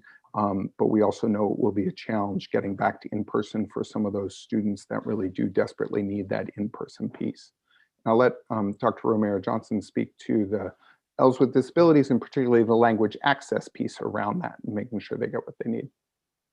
Certainly, the pandemic and the need to move into remote learning has highlighted the need for language support for both parents and students. Our office, in collaboration with the Office for Special Education, has implemented a variety of strategies and tech tools to help parents be able to access information in their home language. So in the last few slides in the deck, you will see a number of resources that we've added that have helped to some extent ameliorate the communication need. Certainly more needs to be done, and we're aware and collaborating in this area. Thank you for that response to both of you. And I know I've spoken to the superintendent many times about this issue. I do appreciate the progress that has been being made. And my final question, as it relates to ethnic studies, would persons with disabilities be, would that be a subject that we might want to consider for ethnic studies? I just know that there's a lot of discrimination that happens in the world against persons with disabilities, and we don't often appreciate the hard work and sacrifice and determination that they make every day, making lives better for people. But is it possible to maybe at least factor in some of the contributions that persons with disabilities have made and set a positive example of what we can accomplish even with disabilities? I'd love to chime in there and say that it's a question that I'd love to bring to the committee, both to the Ethnic Studies Now committee and to the Kanala Institute, and get input from our researcher experts. My initial sense is that the ethnic studies, really the project of ethnic studies that, that began, a couple of decades ago in the 60s, really is based in race-based oppressions. And so it may be considered a departure, but something that I would imagine that the committee will earnestly grapple with and figure out what we can do and where it might be best situated. I know that our Office of Equity in particular is in partnership with our Office of Special Education to certainly provide staff-based development and training around this very topic, but certainly having, as we look at creating a more inclusive district and breaking down the barriers around and really dismantling our substantially separate classrooms where they are unnecessary, that this will be an important part of learning for our students as well. Yeah, thank you. Thank you. That's helpful. As long as we have an opportunity, hopefully, to let students know that even with disabilities, there's a lot that can be accomplished, and there's also a lot of discrimination out there against persons with disabilities. But I do very much appreciate your willingness to work with us and work with me. Thank you, Councilor Sabi George, and thank you to the panelists for excellent work. Thank you, Councilor Flynn. And if I could just add to Councilor Flynn's question and comment, can we also make sure, this is just a statement, I don't need an answer, but let's make sure that students who are in sub-separate classrooms have access to the curriculum, to the ethnic studies curriculum, because they're often sort of left out of the full buffet of opportunities in our school settings. Next we have, I think Councilor Arroyo is gone, Councilor Mejia. Thank you. So I do appreciate the thorough presentation. I'll say that just like everybody else has, all these formalities that up in here.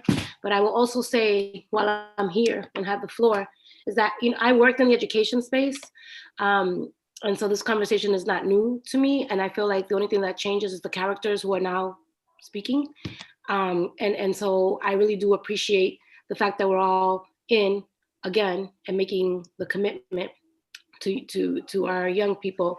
But I think it's important to name the fact that we had a social and emotional learning academic director, Amalio, years ago. And I feel like every time we have a new administration, it's still the same thing. And I feel like we have to reset and start all over again. And we just aren't moving fast enough. And I think that that's a frustration that a lot of Boston Public School parents and students are feeling. And so I think that whatever it is that we're going to say that we're going to do, that we have some updates on a regular basis, public updates in terms of like, here's what we said we were going to do 3 months ago, here's where we stand, and here's the results of these things, so that people can feel as though what they hear in these spaces actually translates into actual deliverables that they can say, oh, okay, it does make sense. Because right now, having been working in this project now for like a year since I got hired to be a counselor, I feel like people need more accountability, and I am looking forward to seeing what all this looks like when it gets put into action. So in terms of some of the questions that I have, it's more, I'm curious about feeding off of Councilor Sabi George's question about standards across all city schools. I'm wondering, I went to Boston Public Schools. My daughter attends a Boston Public School. And every school is uniquely different, and it depends on where you live. And the type of quality education dictates what that looks like based on your zip code. So how are you all able to ensure that all students across the entire district are going to be able to have access to a quality whole child educational experience? How are we going to do that? It sounds good, but I want to know the how, because the how dictates as to whether or not we're really able to do half of the things that I just heard today. So let's start with the how. Councilor Mejia, thank you so much for your comments and your questions. And we share this feeling of urgency that we need to move faster because we can't get the time back for our students in classrooms. The how for us in particular right now, and looking at the brutal facts that we talked about in the presentation that you expanded on, and feel very personally in your experience, in your daughter's experience. First and foremost for us it is about making sure that we are clear about what high quality instructional materials look like in the classroom, and then providing that training, development, support, capacity building for our teachers, for our leaders, and also for our central office staff, so that we can have alignment around what it is that we're using in our classrooms and how we're supporting that. It is unfortunately a slow and steady process. So, we started first with our schools that are in transformation, our lowest performing 33 schools across the district, and providing really deep supports for them.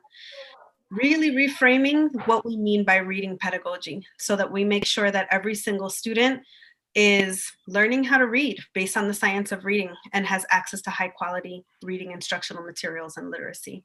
That's one example of the very particular how we're going about doing that. You can see differences in training, differences in materials, differences in the actual lessons that are being delivered as a result of that. And I appreciate the push for accountability and for having a public dashboard that we can come back and share with you, and so we can see the deliverables and the progress together, and looking forward to doing that. Absolutely.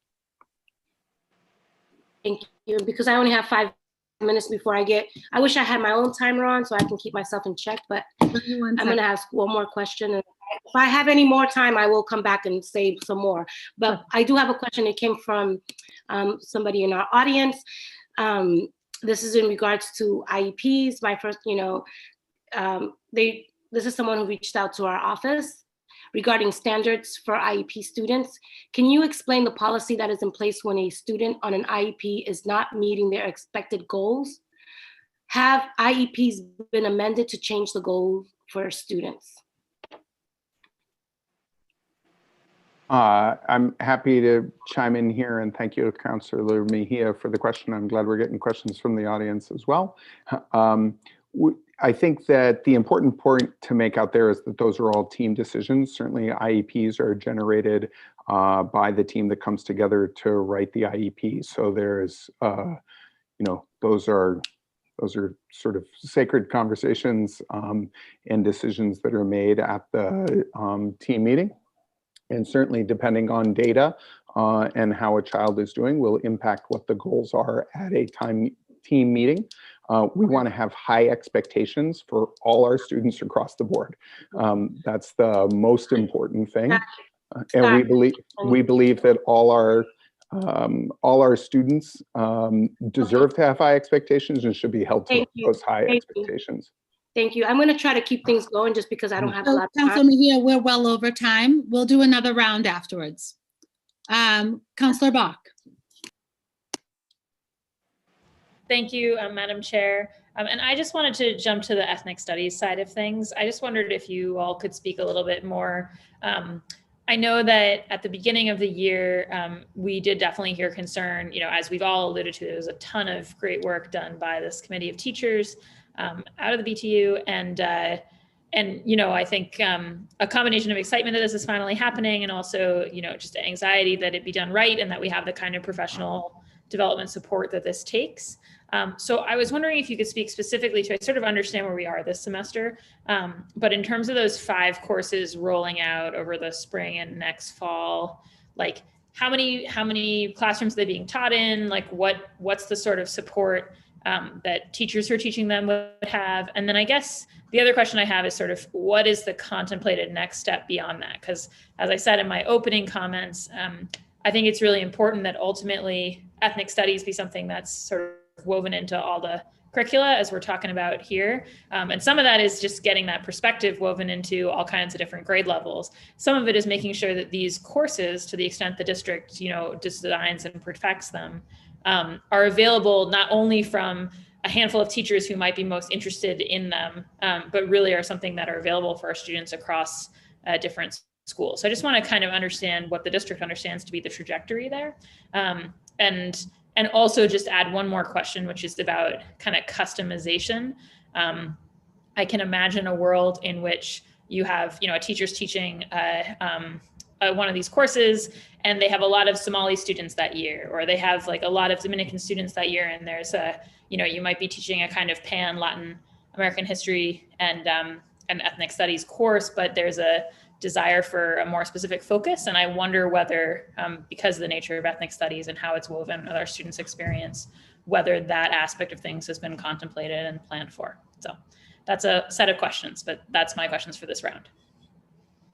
And I can speak to that. Thank you very much, Councillor Block, for the question. It's a great question. So as you mentioned, there are other courses in the works that are being developed by the Canala Institute in partnership with the BTU Now teachers. And when our coach comes on board, we're in the midst of the hiring process now. That person will act as a liaison and as well as the coach for existing teachers and the person who would onboard new teachers into the curriculum. So those are all identity specific courses that will also become a part of the course catalog. And when something is part of the course catalog, all schools have access to it. But the caveat I would give here with ethnic studies is that we want to make sure that the teachers who are teaching it have a strong foundation in this work and an understanding of the import, right, of what they're doing. So right now, and what we would like to continue to do is any teacher or school that's interested in starting ethnic studies, there's a requirement that they go through a 20-hour course that's taught by Canala and the BTU teachers. We stipend those teacher leaders to teach the course, to make sure that teachers are ready for the kinds of questions and challenges that come up. And also, to your point, to be ready to make the adjustments that are needed. The intro course and the subsequent courses too are very much based in student identity in the classroom. So they are very specific and place-based. And that has been, I will acknowledge, part of the rub, right? In trying to codify something that is so specific to a community, that there has been a challenge there, right? And some wariness to codifying it as a district, right? But we want to continue to have that option, and really that is central to the course, that the course is based in the students who are there and their identities and their experiences. Great. And just in terms of trajectory scale wise, like how many are teaching it in the first cohort? Like where do we see that scaling up to? Right, so it started with 6 classrooms in 6 schools, and then this summer 20 new teachers were trained. So we have those 20 classrooms additionally that are teaching it. There are more classrooms that want to join on in the spring. It is a semesterized course, so they can start the introductory course in the spring as well. So it's growing, and there is considerable interest across our high schools, and like as I said, our middle schools and even elementary schools too. So that's part of the trajectory, is to think about the middle school version of this, to also build out opportunities in elementary schools for students to start to have these experiences in their ELA and history courses too. Great, thank you so much. Thank you, Madam Chair. Thank you, Councillor Bach. I have a quick question, sort of a half of a follow-up question. I want to make sure that we have that common and consistent curriculum across the district, across all grade levels. Where is there a place that we are going to see where those inequities are around common and consistency? Can we see that anywhere? And who's in charge of making sure that common and consistent is the practice? My understanding is the district no longer has content leaders or content superintendents. I don't know whether that's accurate. And then related, but not directly, just so I can get the question out there, are we tracking right now, especially during this time of remote learning and mostly remote learning, are we tracking student progress and failures? I got an email over the weekend or the last couple of days from one of my boys' school about an increase in failures in that school, but they're saying that it's potentially lower than maybe what other schools are experiencing. Who's tracking that piece? Because it is certainly related to academic success and accessing and being engaged in the curriculum and in their learning. A couple of quick questions there. Quick biggies. So I'll briefly just share that in terms of consistency across the district. I think for the most part, if this team had its druthers, we would wave a magic wand and magic pen and ensure that all schools had adopted the same curriculum across the board that was high quality and CLSP aligned. One of the challenges that we're working with our colleagues in the Accountability Office is around the various types of autonomies that have either been granted or have just sort of organically proliferated across the district across probably the last 10 to a dozen years. So figuring out with school leaders and with folks in accountability what the right dimensions are of those autonomies and how they can be potentially earned, so that we can find the, sort of the right balance of autonomy and accountability is really important to us. Our piece of that right now is ensuring that we have strong processes in place and that we've identified high quality, vetted, culturally and linguistically sustaining practices embedded in that curriculum, that we've really just clearly stated for folks what those are, and that we're providing the right kinds of support so that teachers can implement them with a high degree of fidelity. In terms of where the inconsistencies are, I really would love to track the public to the DESE report. They viewed so many hundreds of classrooms through the winter, and that report that was issued, I think in March, which is available on the DESE website, really gives you even a sense of what quality instruction was in grade bands. So you'll see things like, students and they used a consistent tool called the class tool to rate all the instruction that they saw. So that will actually give you a really good picture of what those inconsistencies are in the curriculum, and then also how it impacts instruction and student learning. In terms of the content leaders, our academics and professional learning team is a robust team with many specialists providing content-based support. I'll let Christine talk a little bit more about her team in particular, and just share that we are moving to a teacher-led model that you heard Shakira talk about as well. So that's a partnership that is developing and flourishing with our teacher leaders. Yeah, thanks. So I think part of confronting the brutal facts is really examining our failure to implement. In the past, as Councilor Mejia said, there have been many good ideas and similar ideas that have come up, but they haven't fully been implemented. And I think to that point, we have made some changes to the academics team, the academics and professional learning team specifically, to better support teachers. Because our feedback from teachers wasn't where it needed to be either, right? So we have adjusted the work of our team while it's still focused in content specific teams. Their work has moved from writing curriculum to supporting teachers in implementing curriculum. So they still spend some of their time in the development piece and the interactions with partners, all of the work of a team leader. But at least 60 to 80% of their time is focused specifically on teacher support and teacher team support in schools. Great. And then a quick response, perhaps for tracking of failures, the increase in failures this school year. Yes, so our Office of Data and Accountability and our school superintendents really are looking at that data much more closely than this team. That said, I'll say that it certainly is happening. In particular, coming up, we'll be looking at 11th and 12th graders as we get closer to graduation, and ensuring that they have the courses that they need completed, satisfactorily completed, so that they can move toward graduation. Great, thank you. And that's my time. Councilor Braden, any more questions for this panel?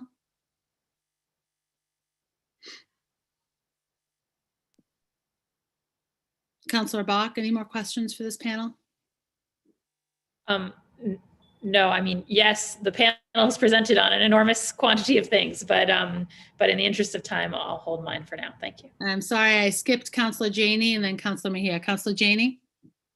Quick question. I was wondering if I could have an update on 8th grade algebra. Yes, we love the question. Christine, do you want to share a little bit about the recent work? Yes, absolutely. So we are continuing to do quite a bit of work in the math department. We started with high school and we've actually made some great inroads in high school with our courses and common curriculum. There are a few different options, but there's more common curriculum in the high school and in math than we had several years ago. And So do all 8th grade students now have access? Are all 8th grade students taking 8th grade algebra? Not yet. So we are working toward that and ensuring sort of. Would you say what percentage are? I can get you that data. I don't have it off the top of my head. Thank you so much. Great, thank you, Councilor Janey. And then a quick question, Councilor Mejia. Yeah, so I do have a quick question. I wish I had more time because there's so many questions to be asked. I'm just curious in terms of ethnic studies, are you guys partnering with local artists, storytellers, and poets and performers to help design this curriculum? And I'm also just curious about the parents who don't speak English and what your level of engagement has been to help include them in this process for your curriculum development efforts. And quickly, like basic, like sound bites here before they cut me off again. So I'd say very quickly that yes, there for the introductory course and the courses that are being developed, there is considerable outreach to local artists and the community from the Kanala Institute and from the teachers team too. And then teachers have thought a lot about how to include families in the curriculum. Can't get too deeply into that in a short amount of time, but that is a very much embedded in the curriculum.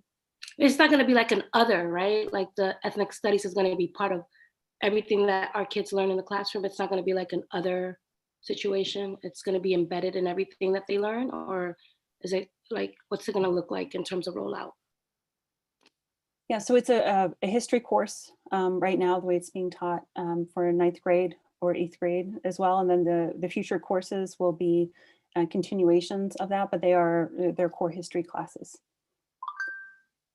I'll just add on there that in adopting the culturally and linguistically sustaining practices framework as a district, the intention is that every single one of our lessons is adjusted so that our students' identity is centered in that lesson. And so that is our expectation across the board in every grade level, frankly, in every lesson every day. You'll be happy to know I'll yield the rest of whatever time I have left. I'll stop you. Thank you, Councilor Mejia, and thank you to the all the panelists in this group here for being with us and for delivering that very, again, I like getting into the weeds, so I appreciate the deep and thorough presentation. There's a lot going on in the district. There's a lot of great things going on in the district, and y'all work and our work is to limit and eliminate or minimize and then eliminate the impacts of any inconsistencies, any inequities that exist in our schools and through the curriculum for today's conversation. And I think in our next panel, we'll talk a lot more and get into greater detail on the ethnic studies. So I appreciate all of you. I know that a few of you will stay on, but I'm going to take you off of this screen and welcome in our second panel. So yeah, if you're in our second panel, say again. Just thank you so much, Council. Council. Oh, you're welcome. You're welcome, Chief. Thank you for being with us. And I'm going to promote some new folks in, and then I'm going to knock you guys out to get some room here. Bye, Andrea. Bye-bye all. Thanks. Take care and stay safe.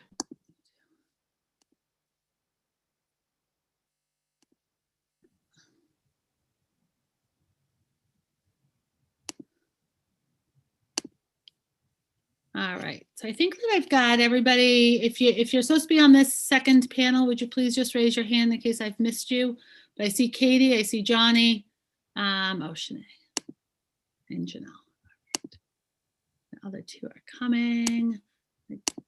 Very good. And I think I now have everybody at least coming into the room that should be in the room for this second panel. And then afterwards, we'll get to some public testimony that I know people are hoping to give. I appreciate your patience. I know that this has been a long session for you and we did get started late. I just want to first, as I introduce all of you, or have you introduce yourself, if that's okay.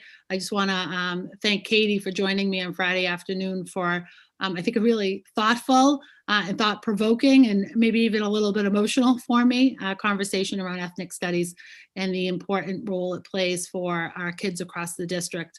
And I think the important role it plays regardless of racial identity and ethnic identity.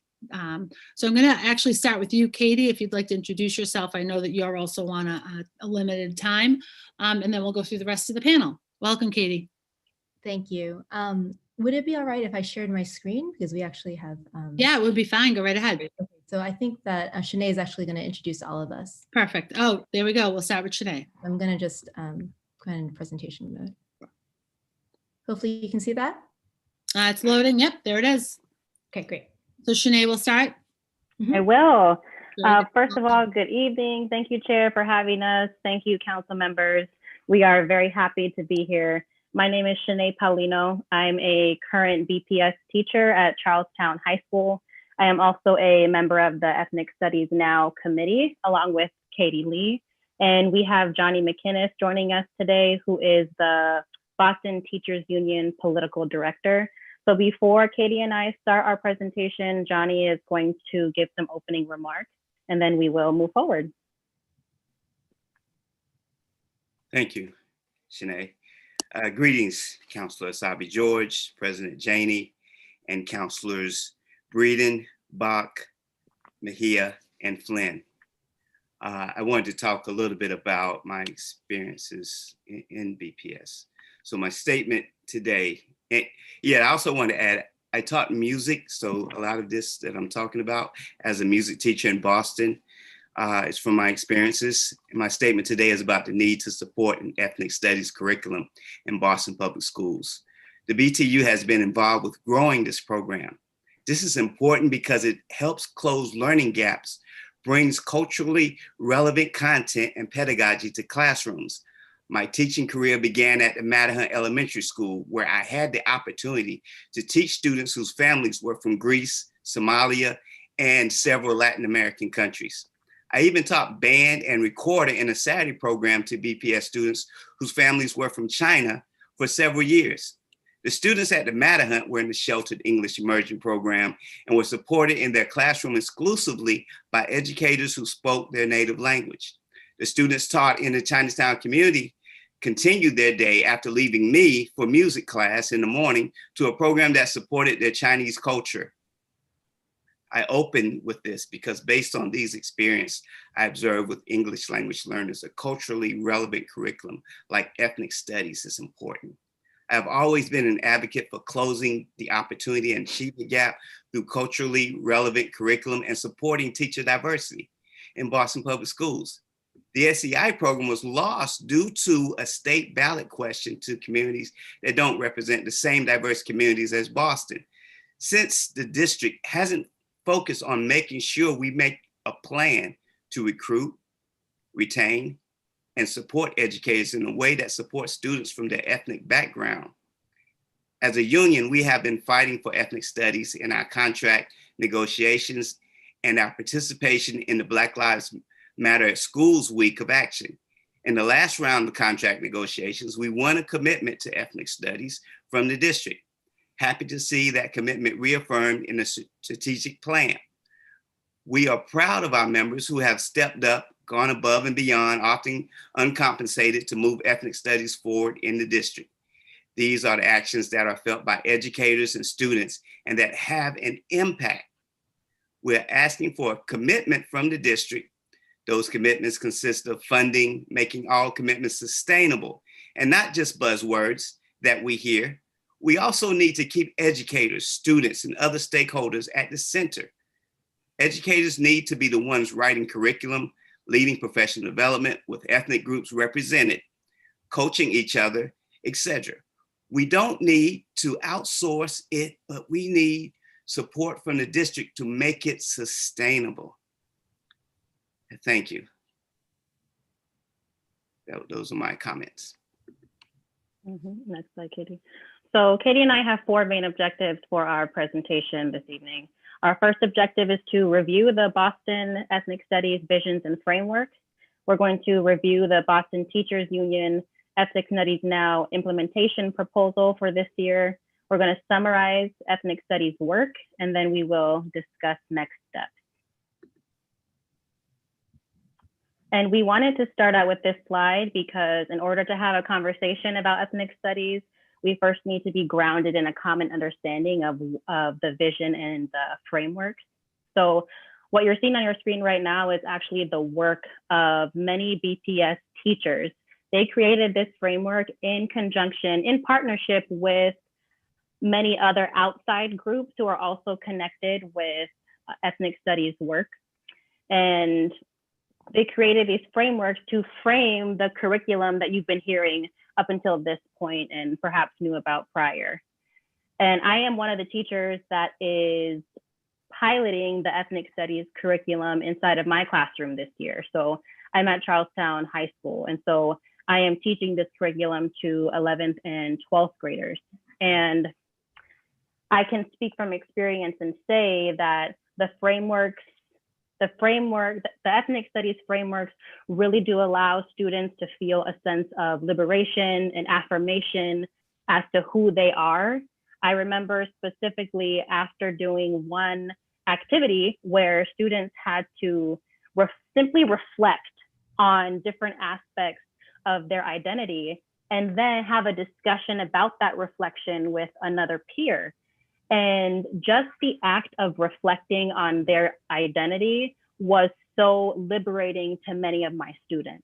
And we believe that the type of feeling that my students have experienced, and I'm just one classroom, the type of feeling that my students have experienced is really the type of healing that we believe needs to be commonplace in classrooms, in livelihood, in how we interact with people.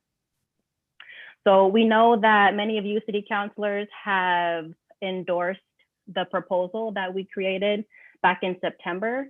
So while the endorsement is much longer than what you see on this screen, we just wanted to highlight some of the main points of the proposal as being the importance of including stakeholders in the decision-making process, also in the support of the ethnic studies curriculum, and in the funding for the ethnic studies instructional coach and coordinator, as well as professional development, curricular development, and for community partnerships.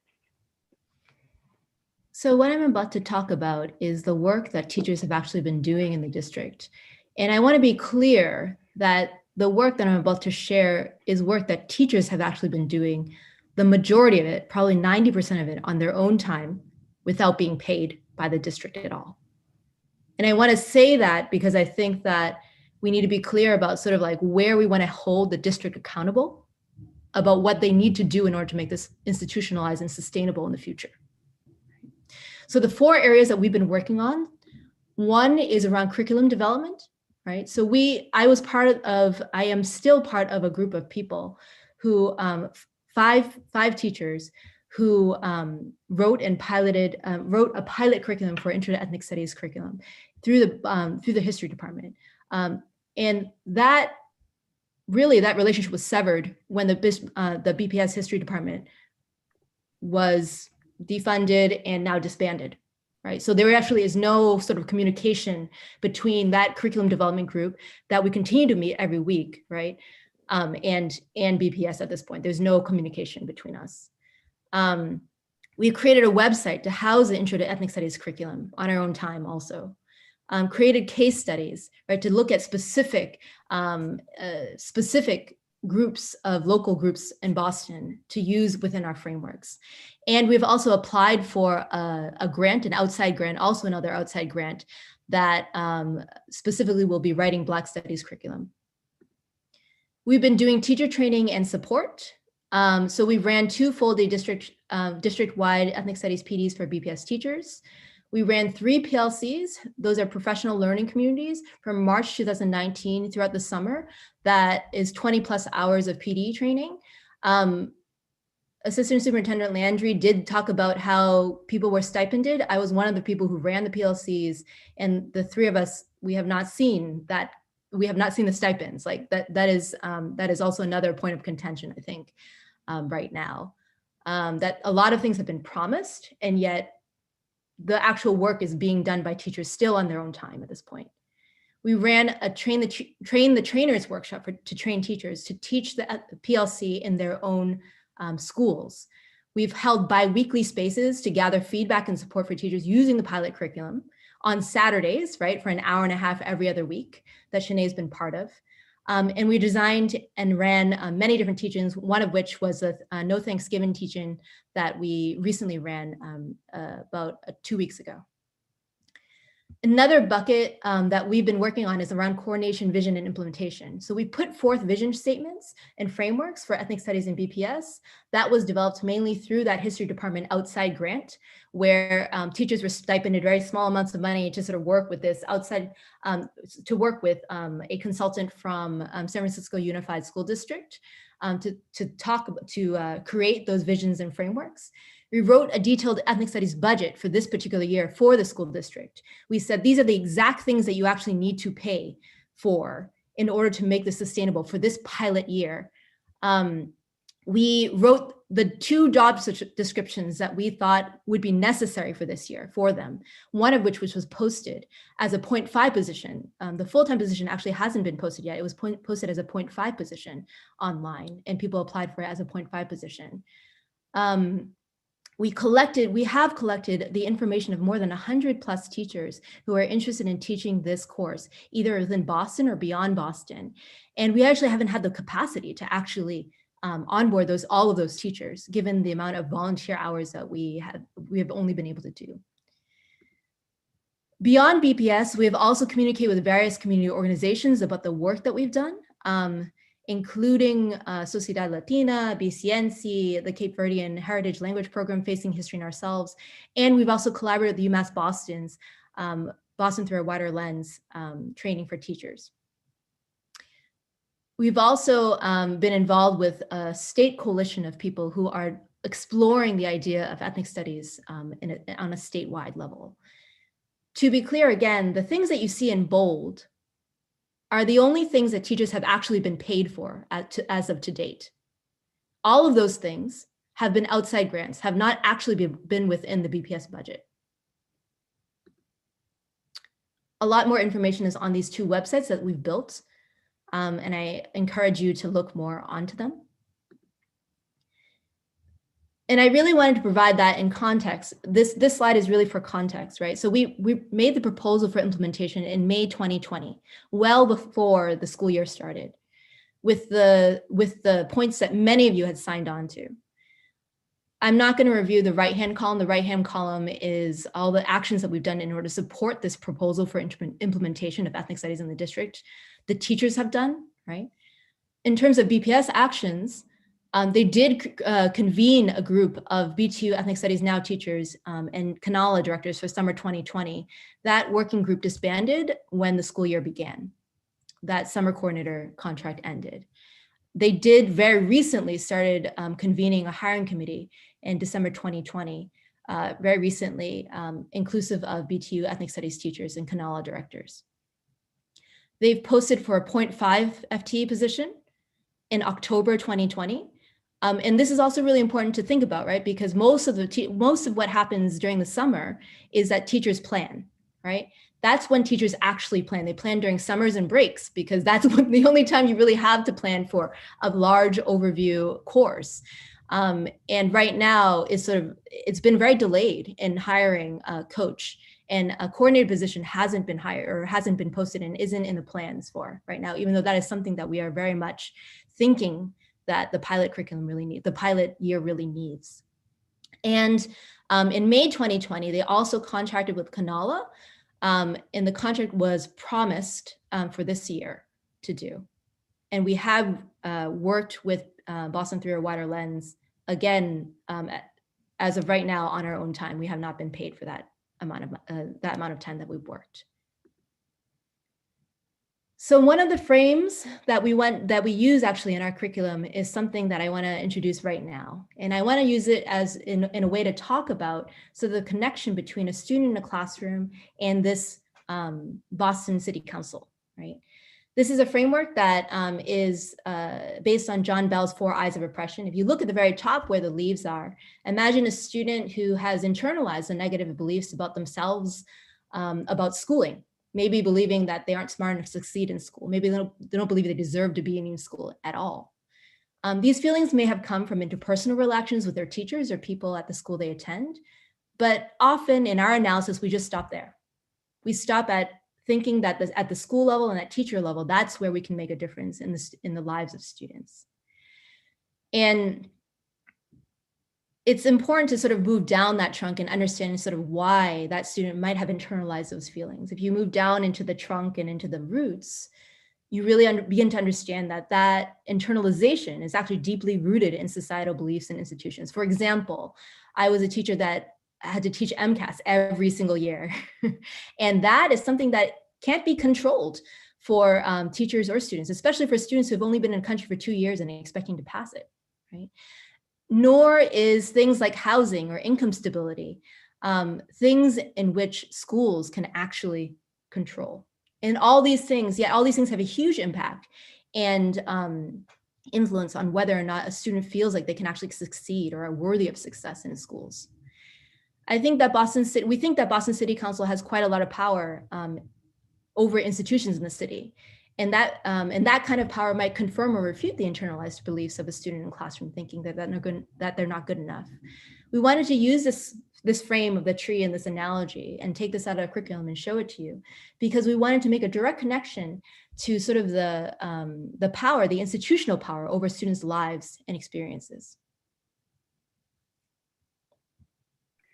So as we're hoping that this can be a continued dialogue between city councilors and the Ethnic Studies Now committee, we're really hoping that these 2 questions can be the foundation for our further conversation. So the first question that we would like to ask to city councilors is, how can you use the power of your position to make ethnic studies in BPS a reality?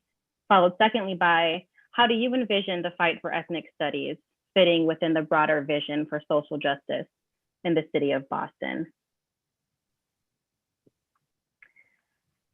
And that is where our presentation ends. So we're happy to go back and forth with question and answer. No, I love it. Thank you. I think that's a beautiful transition to our conversation this evening with all of you. So I'm grateful for this presentation and for the work that all of you have been doing to make ethnic studies a reality, albeit a very small reality at this moment in time, but hopefully a larger reality soon.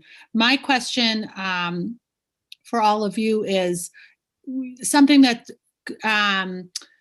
that concerned me in our earlier presentation by the district, and some of the conversation that we've had here is this conversation around this ethnic studies course or class, where really when we talk about it as a curriculum, it is interwoven into everything that we do.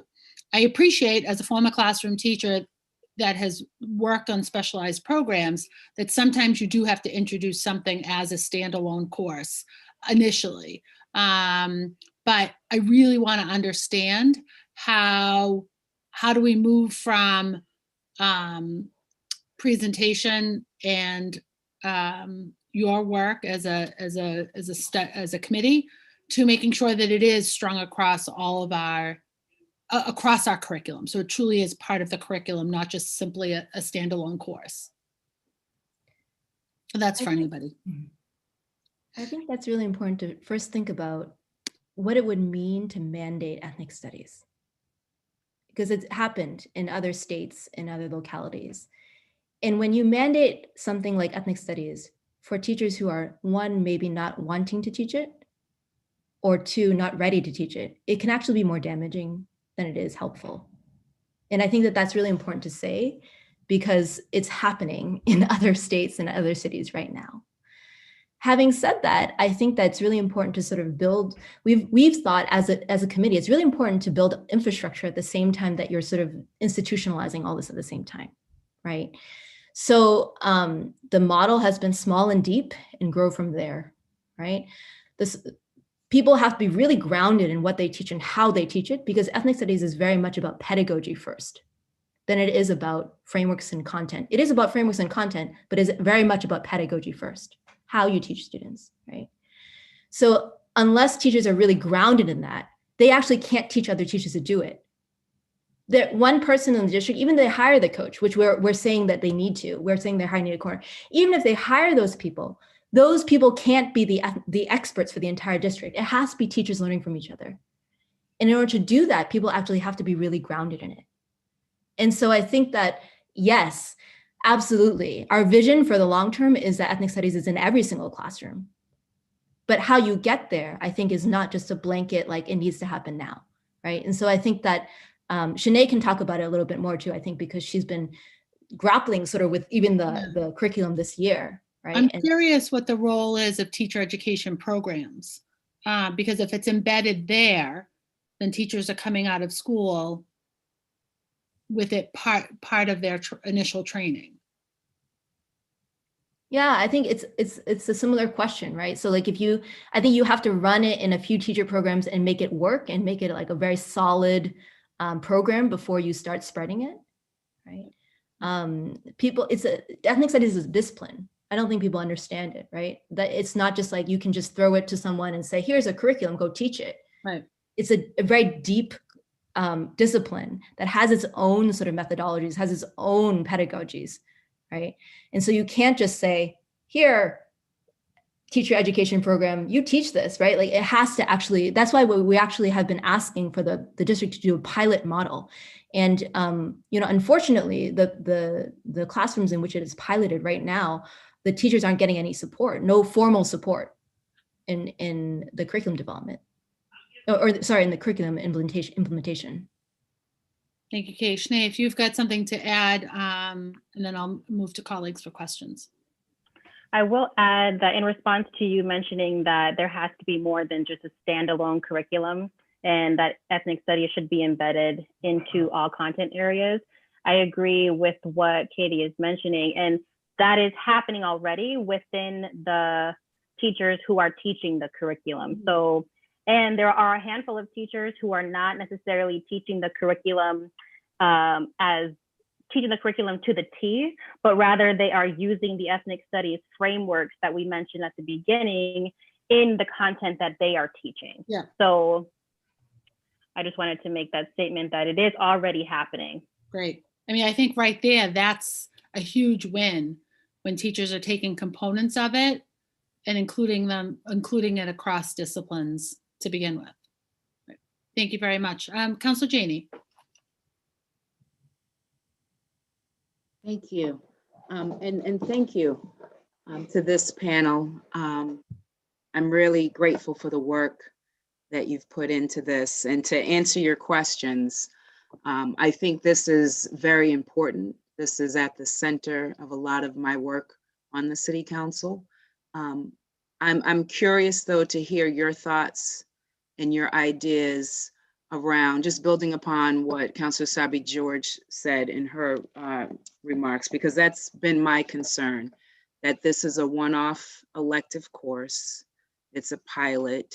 It is not a decolonized curriculum that the school committee has already agreed it would put forth or allow the school department to put forth through its opportunity and achievement gap policy back in 2016. And I worry, I have deep concerns, in fact, that ethnic studies sprinkles on, good information, good history that I want to celebrate and affirm of different ethnic groups, Black studies, Asian studies, Latin studies, all very important, but it's sprinkled on top of a curriculum that continues to center whiteness. And so even as we heard from the earlier panel who talked about how students in the classes, and there's so much enthusiasm and excitement from young people and the educators teaching the class, and that's great to hear. But they talked about a lot of the readings being around different resistance movements. That is incredibly important history. We know a lot of it in this country, and there's a lot of important movements around the world.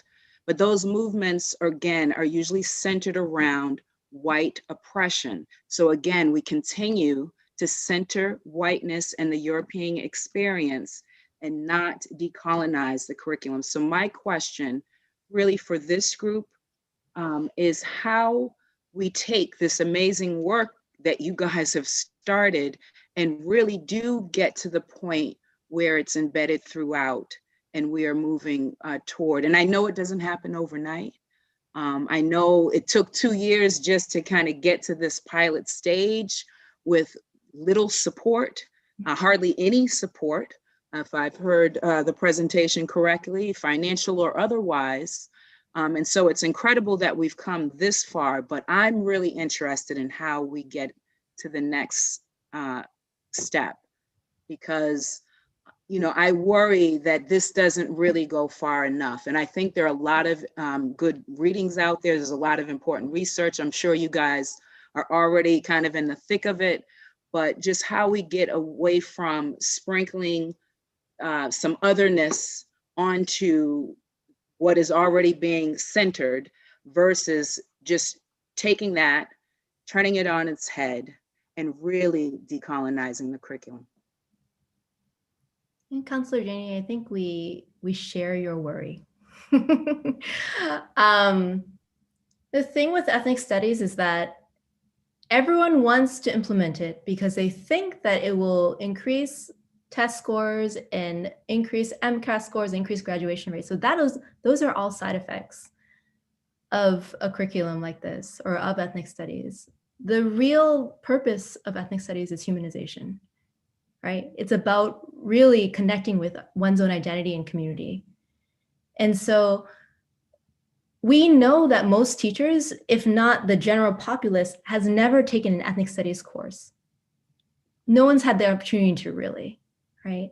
And so we knew that going into coming out of writing that curriculum, we knew that we could never just hand it to anyone and just say, teach. And so we said we needed to sort of develop a training where teachers essentially take an ethnic studies course. And so the course that we've developed for teachers, this PD, is not so much a training to teach the actual course, or it's not like a regular training where you would normally, like, I think regular teacher trainings, you would say like, oh, here's the curriculum, here's like, let me explain this to you, like all this. It's not, it's actually like a lot of the course is, I would say like 95% of the course is them teaching, almost taking it as students, right? This ethnic studies course. And so it's like very deep personal work, emotional work of sort of like unpacking yourself, your own story, holding that against other people's stories, looking at it for patterns, and figuring out how to move from there. And so a lot of that has to be done.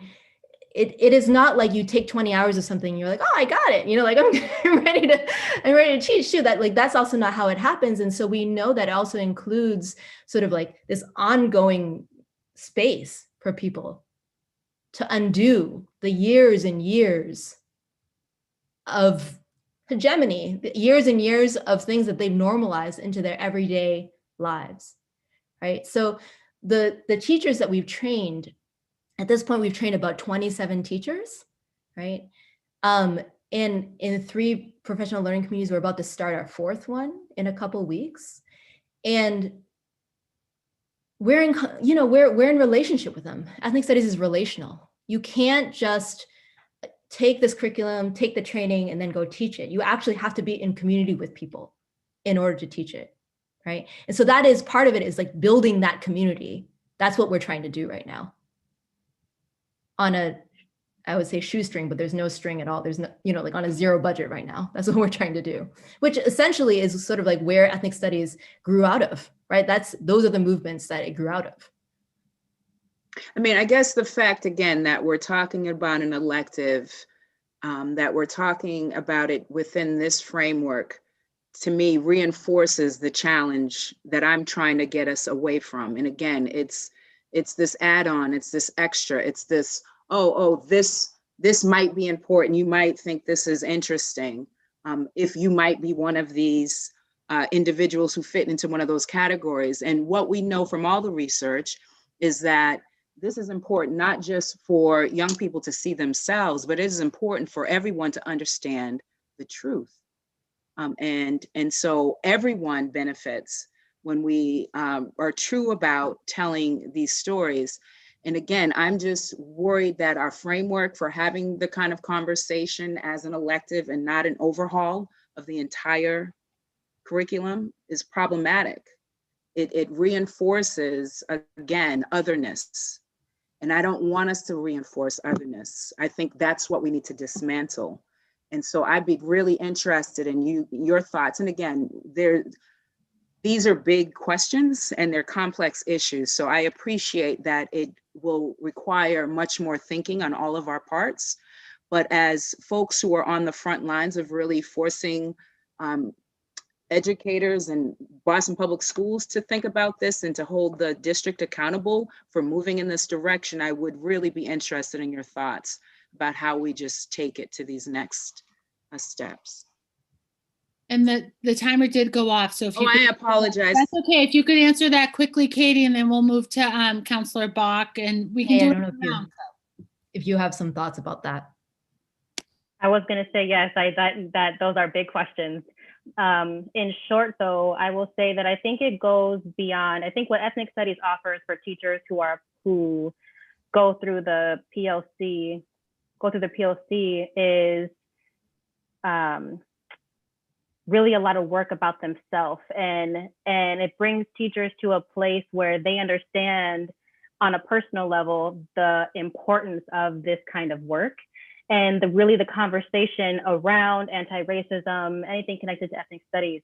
So I think that teachers having gone through these PLCs can be a part of the group of people who bring that conversation into other spaces, into their school. So I think it's really just about having conversations about ethnic studies, even with people who might not necessarily be teaching it or might not necessarily have an interest. I think it's always bringing up the conversation in spaces that you're in. Thank you, Counselor Janie. Thank you both for that. I also think that the students also bring it with them into all of those their other spaces. Counselor Bach? Thank you, Madam Chair, and thank you so much to the presenters, not just for your presentation tonight, but for the years of work on this. Two questions. One is, I wondered if we could hear, sorry, the way my view is, I can only see Counselor Asabi George right now. Shanae, if you could speak just a little bit more about what are the lessons learned so far. I mean, I think the benefit of a pilot, as you've been discussing, is the opportunity to sort of figure out how we're going to scale this and how to be thoughtful about it. And so I would love to hear a little bit more about the experience of teaching it this year, and specifically what kind of supports we need. I mean, we've talked about some of them, but I just think about the sort of added social and emotional support that might be needed. I mean, obviously for our students going through this pandemic, but also just some of the issues that are raised when you really dig in an ethnic studies curriculum in a real way, precisely because as Council President Janie says, you know, of how colonized the rest of our curriculum still is. And so I wondered if you could speak about that. And then I wondered if folks could talk a little bit more from your perspective doing this work about that shift in the history department and sort of breakup of the history department at BPS and what that looks like for you as educators.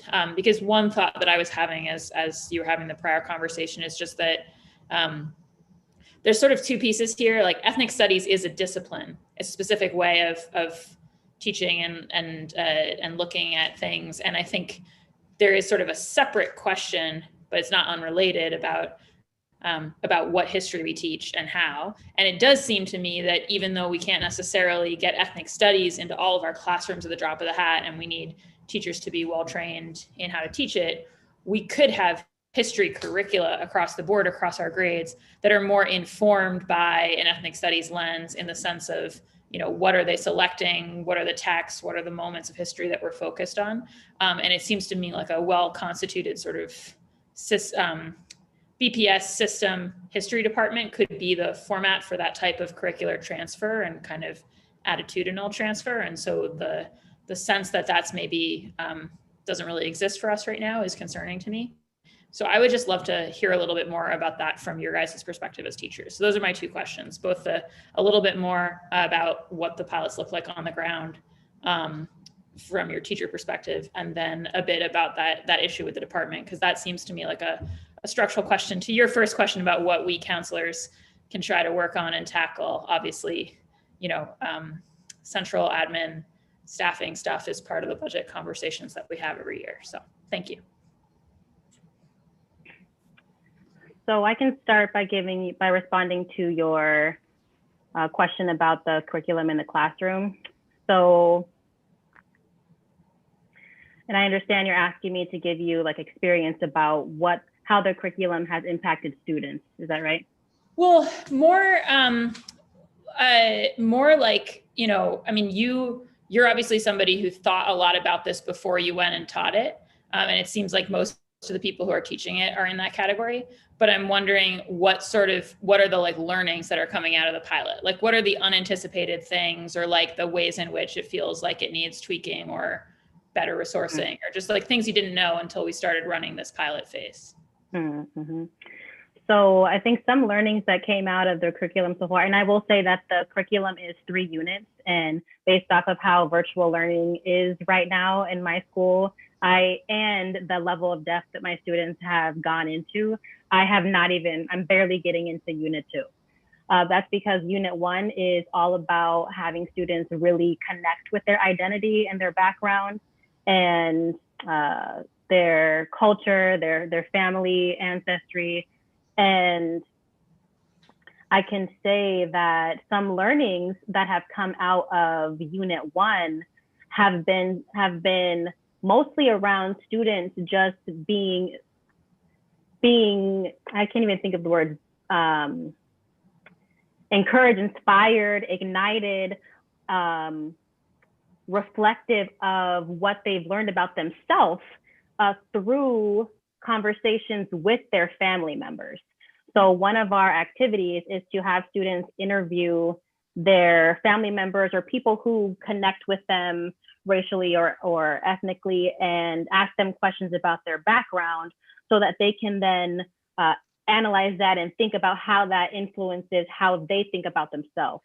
And so that process alone, and then we had students do a video talking about what they learned from that activity. And that process alone really showed me how students, you could hear how students were recording themselves in the video, that they were continuing to be like, oh, I know, yeah, I learned this too. And like they were talking and analyzing out loud. So that's one small example of the type of learning that is happening for students through this curriculum in the classroom. Shanae, maybe what kind of supports you feel like you need in order to do this well? So definitely, I think we need to have more than one teacher in the classroom. I think that's because, especially, I mean, in in-person learning, definitely, as well as in virtual learning, I have found that I have been very aware of what types of lessons to teach, when to teach them based off of how many students I'm going to have, and determine and trying to think about things like, what is this lesson going to bring up for students? Am I going to have the time to meet with students one-on-one if they need to have conversations? Thankfully, up until this point, it's worked out. I have been able to meet with students one-on-one who have been needing to have further conversations, but definitely we need to have co-teachers. Thank you for that. We've hit the timer here with Councilor Bach. Councilor Mejia? Sure. Thank you. I'm really excited to see this panel. So here for all of it, and really do appreciate all the work that you have done. I do have several questions. I'm just curious in terms of, I was startled to hear that this was all done with very little support from the district. And so, Yeah, I'm curious as we start thinking about the way we do business in Boston. I just want to go on the record that we need to do a better job at advocating for budgets that encourage the type of design thinking programs that we've heard from Katie, and the kind of the process and how you all went about getting here, from parents, teachers, students, and anyone who was involved in creating the ethnic studies needs to be compensated for their amazing work, period, right? We always expect parents to show up as volunteers or to come to the table, but then we don't provide them any stipends, but everybody else who's sitting up in that space is getting paid. And I think the fact that you all have done this with very little compensation, it speaks volumes to your commitment, but it also speaks volumes to the way we can do better in Boston to build on equity. So I'm here to help and work with you all to make that a reality. And so then just two questions that I have. One is, I talked about the other in the classrooms with the previous administration panel, and I'm just curious, like from your perspective, what can we do so that we can see ethnic studies across all of our classrooms, from English, history, and science, et cetera, so it just doesn't live as a one-off. I'd like to know how we can incorporate some of the learning in different classes. And then I also would like to know how you all are thinking of partnering up with local artists, storytellers, poets, and performers to help design the curriculum. Like, what role do they play in helping to shape that? And I believe the administration said the current proposal for ethnic studies is for 8th and 9th graders. And I would just love to get your thoughts on that age group and whether or not you see room for this program for younger students. And I did ask all my questions within time. In terms of getting things into different classes, I think the way that we've approached it is that ethnic studies will be taught if teachers know how to teach it, right? So while we're, and it's silly, right, to think about it that way, but it's like the people who are the foot soldiers are the teachers, right? And so the teachers actually need to be trained. And when they're trained and they're in community with each other to do this work, they are our roots for this curriculum and for this work, right? From there, I think Shanae mentioned it, from there, people who are in certain buildings are then known for that kind of work. And it spreads from there in these sort of localities, right? I think sometimes we think about like the district as a thing, and really it's like, often it's like school-based, it's very school-based, right? Or classroom-based, and then it becomes school-based, right? So that's sort of like how we've been thinking about it, is that we need to train teachers deeply about this work. They need to try it within their schools. They need to train other teachers, which is why we did a train the trainers for teachers, right?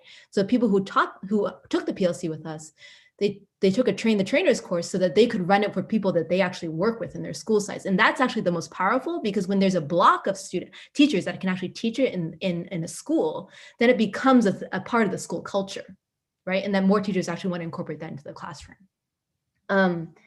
In terms of artists and things like that, like to incorporate it into the curriculum, I think there's absolute room for that.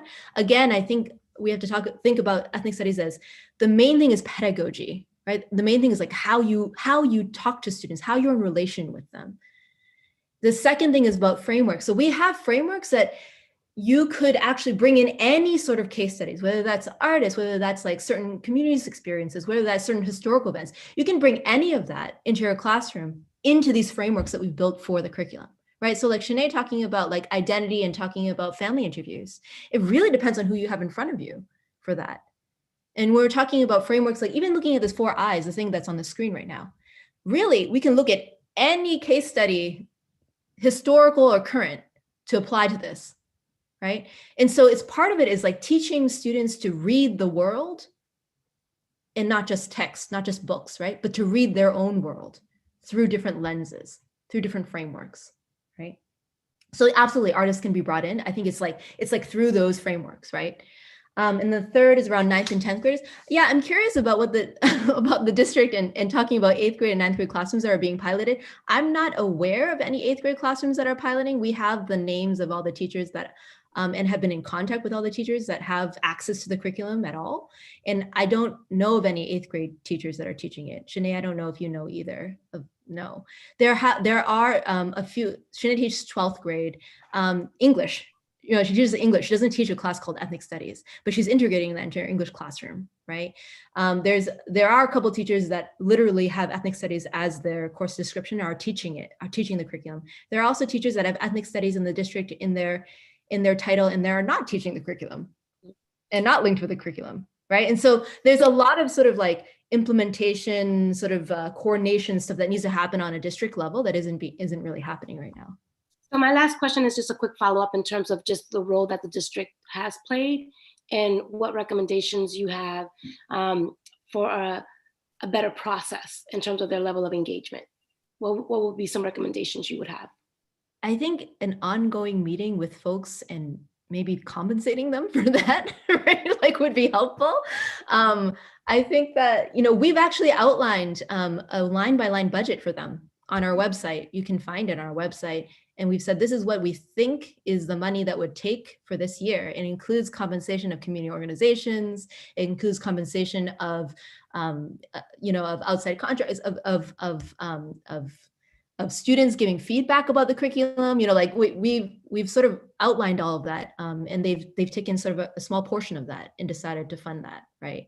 And very late, right? They haven't actually, you know, haven't hired anyone yet. So I think part of it is that, I mean, we also haven't even thought about, we need to start thinking about sort of like beyond this year, because the pilot actually hasn't even started, full pilot hasn't really started, right? Because the district hasn't hired anyone to sustain that. It's been really sort of through our own work, right? And what teachers want to do it right now. And so the question is, you know, in the 5-year plan, if this is year 1, then what is 2, 3, 4, and 5 going to look like? That's more concerning to us, right? And so then we haven't had the space or time, honestly, to like, to really honest with you, to sort of sit down and see like, okay, because we haven't even gotten year 1 yet under our belt, right? We've said this is what we need for year 1, and we're still fighting for that in the middle of year 1. Great. Thank you, Councilor Mejia. Any other questions before we wrap up this panel for public testimony? Katie, I know we're over your time. I appreciate you being here with us late. Shanae and Johnny, thank you too for being with us, and we'll head over to public testimony. I'll get to my list. I'm going to start with Janelle, and then I'm going to go to Jake. I'll let you in the room. Janelle, welcome, and Jake, welcome. And Shanae, Katie, and Johnny, you're welcome to stay on screen or exit stage left or right, whichever one it is for you. Janelle, welcome. Hi, yes, good evening. Hi. Thank you for having me.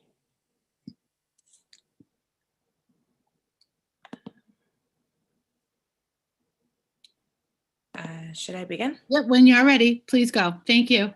Okay, thank you. Good evening, counselors, and thank you for having me.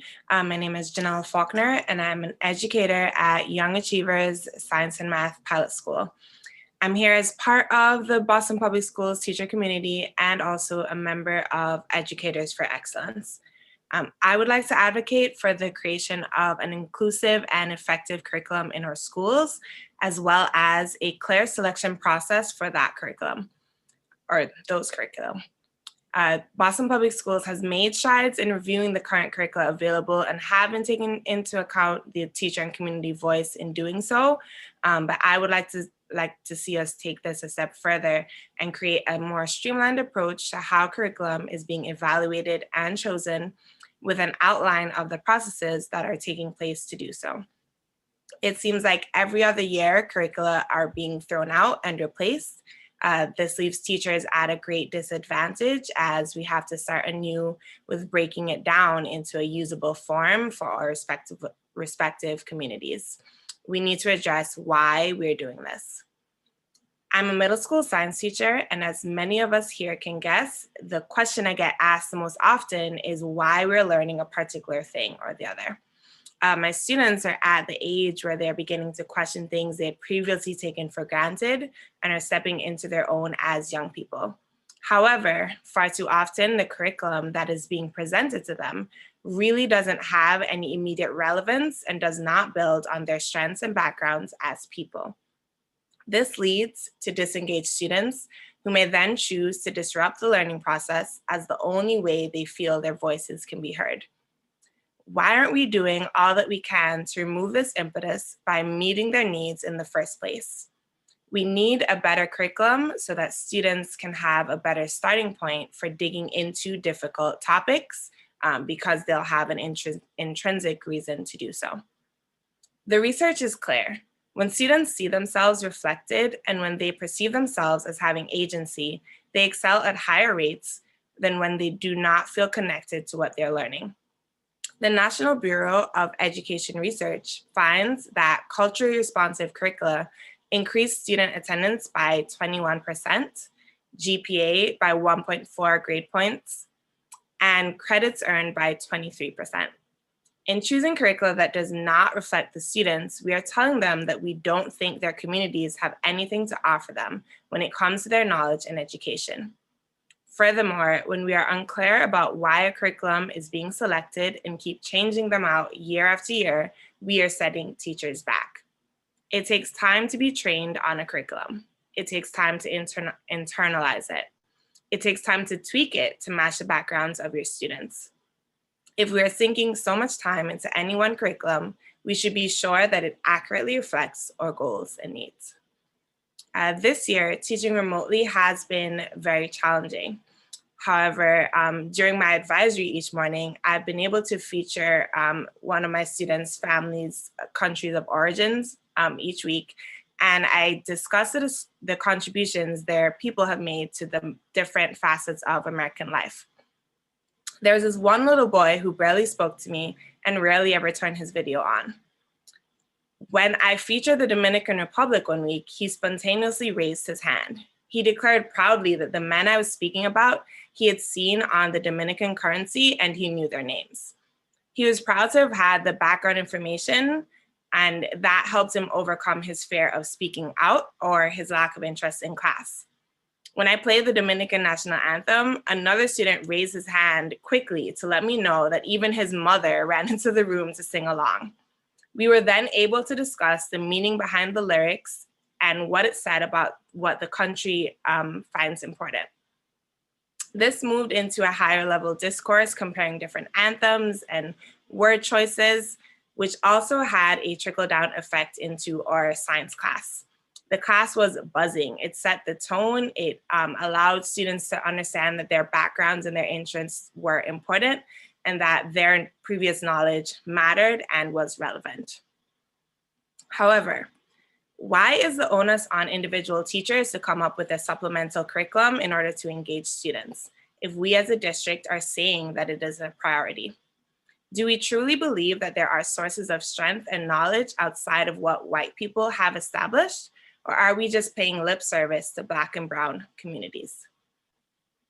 Again, I'm asking you to have a clear review process on how curriculum is chosen in the first place so that schools and teachers are able to see the merits and how it will connect to their students. Schools should be able to cater to the needs of their communities without requiring educators to create everything from scratch without district support. Thank you so much for allowing me to speak today, and I hope that you enact a policy that is useful, clear, and concise in getting us to our stated goal of teaching all our students. There is strength in our communities, in our diverse backgrounds, and in our prior knowledge.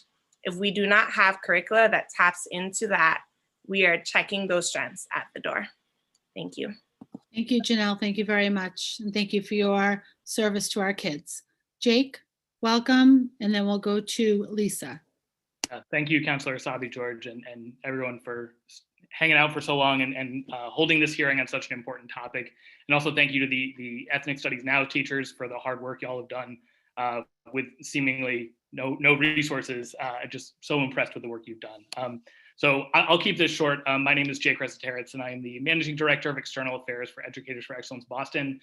We are focused, I'm a former educator, and we're focused on ensuring that educator voices are heard in policymaking conversations.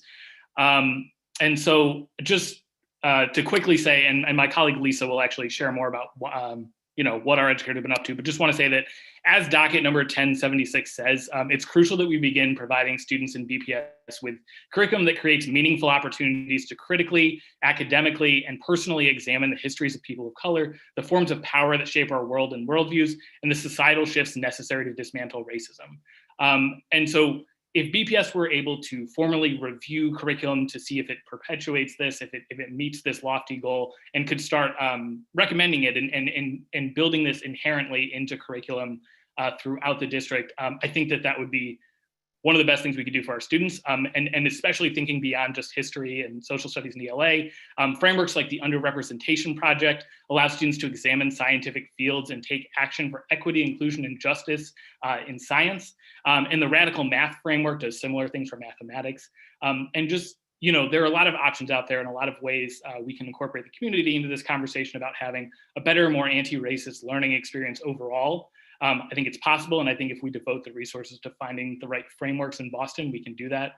And then just widening the scope a little bit. If we do have any, members of the Boston delegation to the Massachusetts State House who are listening, urge you to file legislation to amend Chapter 69, Section 1E of the Mass General Laws to require that statewide standards are anti-racist and include the perspectives of communities of color, and dismantling racism as key priorities. So I will, yield the rest of my time, but thank you so much for, again, having this and allowing me to speak. Thank you very much, Jake. Lisa, and then Colette. Welcome, Lisa. Thank you. Good evening, Boston City Counselors. My name is Lisa Lazar, and I'm the Deputy Director at Educators for Excellence Boston. As Jake named, we're an education nonprofit that works to ensure educators' voices are included in policy-making decisions. On that end, I'm a former science teacher and community organizer, and I'm thrilled that you have created this space to discuss curriculum here in BPS. Simply put, we need to do more to ensure that every student in BPS has access to a high quality and anti-racist curriculum. This isn't just the view of Educators for Excellence or the teachers we represent. A review of the district conducted by DESE that was released this spring found that the way BPS approached curriculum was inconsistent and created inequitable access to high quality education, as Dr. Zayas noted and has already begun to address. Student learning expectations vary from school to school, are not coordinated from grade to grade, and the district is unable to identify which curricula are being used in each of the district schools. And there is no official process for curriculum vetting and selection, or even agreement about what constitutes as curriculum. In addition to concerns around consistent quality, curriculum in BPS often doesn't fully reflect the full diversity of its student population. One example is the Wit and Wisdom ELA curriculum, which local education advocate Edith Bazile conducted an audit on. The curriculum was found to have 78% of its text written by white authors, which is a shocking lack of diversity for a curriculum in 2020. E4E supports ethnic studies courses and echoes Counselor Janie, Bach, and others who said recently that curriculum that reflects the perspectives and histories of students of color needs to be an inherent part of our curriculum. E4E educators believe that every curriculum framework in BPS should fully incorporate narratives of people from outside of the white dominant mainstream. This should not be limited to just social studies and ELA. Math, science, health, all subjects should be supported by an anti-racist curriculum. I also want to thank the teachers from Ethnic Studies Now for the incredible work that they've been doing to bring ethnic studies to BPS. But as Counselor Janie named, it's just the beginning. Our educators launched the A Better Curriculum campaign, ABC, this fall in hopes of pushing BPS to fix these quality and cultural responsive inequities. They asked that the district develop an official process for vetting and recommending curriculum options and call on the Office of Academic and Professional Learning to establish set criteria around quality and cultural responsiveness to determine which frameworks are the best fit for the district. This process should also include regular opportunities for parents, students, educators, and the broader community advocates to give feedback on potential curricula in order to ensure that decisions are not made in silo. The educators leading the ABC campaign cherish their campus autonomy and are not calling for any sort of oppressive approach, but believe that by having a 1 to 2 district approved options for each grade level, schools that want quality options will have something to choose from. This will also help create greater access to good anti-racist curricula across the district and reduce the inequity that exists in the status quo. In your position as city councilors, I urge you to speak with your counterparts on the school committee about taking action to ensure the district is promoting curriculum options that are high quality and anti-racist. And for some of our educators' suggested curriculum vetting criteria, I would like to invite everyone to visit e4e.org/ABC and read our educator authored policy memo there. Thank you all. Thank you very much, Lisa. And last but not least, Colette Phillips. Colette?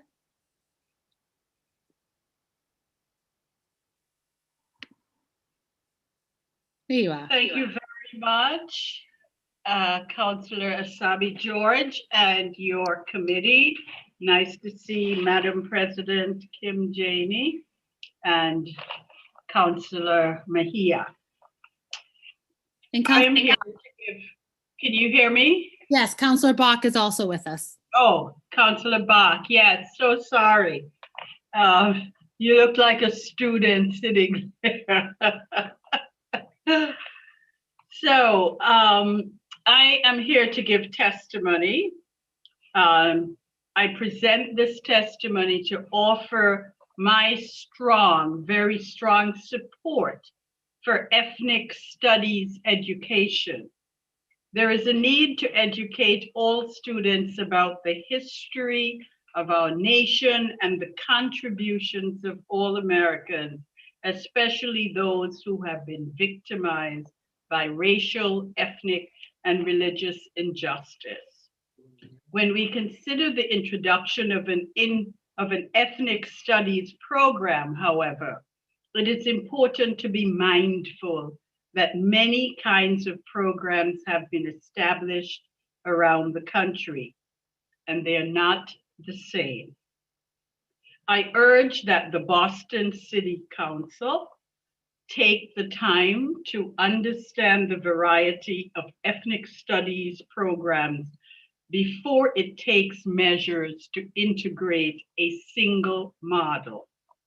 In this regard, I would say the state of California provides a cautionary tale. A model curriculum was offered and championed by supporters of the California Ethnic Studies Now Committee.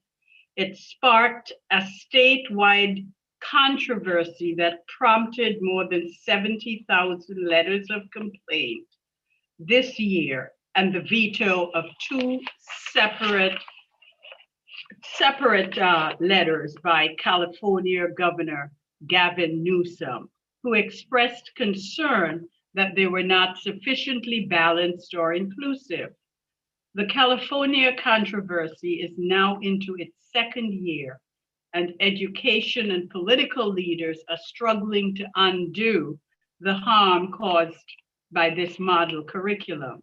Kindergarten through 12th grade students should be able to learn about the role of ethnicity, race, and religion in their life of all the city's citizens, including those previously ignored.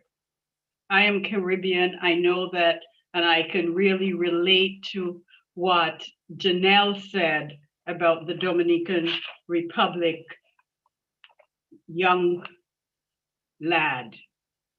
So I would say high quality ethnic studies courses can help this happen while also addressing essential issues concerning racial injustice.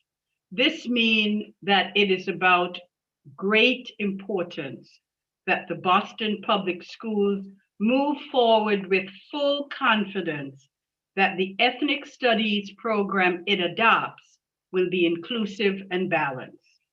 Only limited information has been shared about the Boston Ethnic Studies curriculum. What has been made available suggests that there may be significant parallels between the contemplated Boston model and the controversial California model. I therefore write to urge the following: transparency. The Boston Public School has already committed to piloting a model without, to my knowledge, making it available to the public. It will serve everyone's interest to allow for public review of more detailed information before the program is implemented rather than after. Knowledge.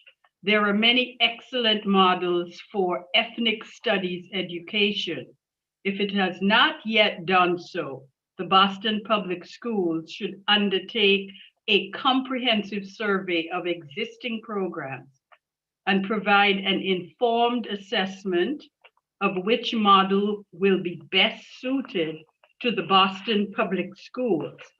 If it has already made this study, it should be shared publicly together with an indication of which model is preferred and why. This assessment should be shared and made available for public comment. Here, the introduction of a comprehensive ethnic studies program must be an important Boston Public Schools priority. How such a program is developed, implemented, may impact on its capacity to succeed. I urge the Boston Public Schools undertake measures that will ensure a full and well-considered plan that reflects the significance of this step. I want to thank you for this opportunity to share these observations.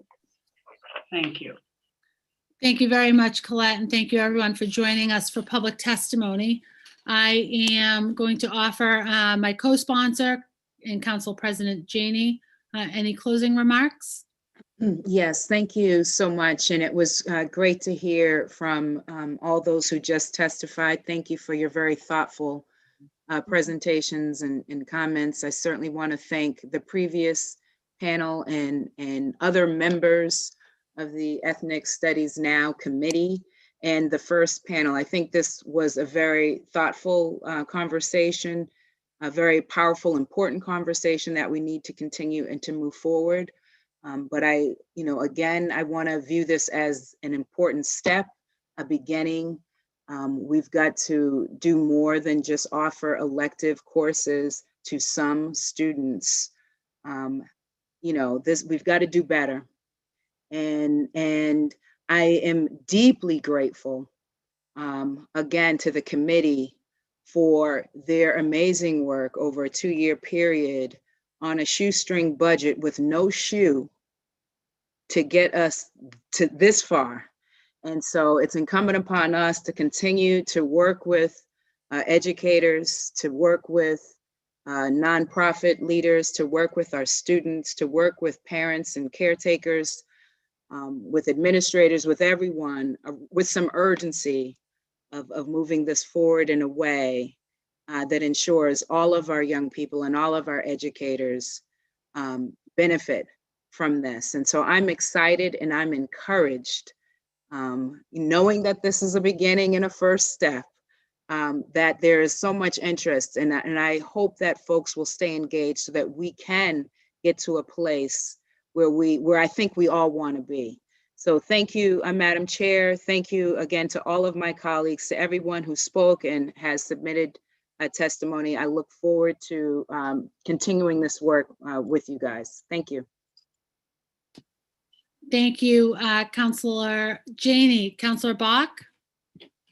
I just want to add my thanks to Council President Janey and yourself, Madam Chair, for raising this conversation today, to all the Ethnic Studies Now educators, and also to the Educators for Excellence who joined us for public comment.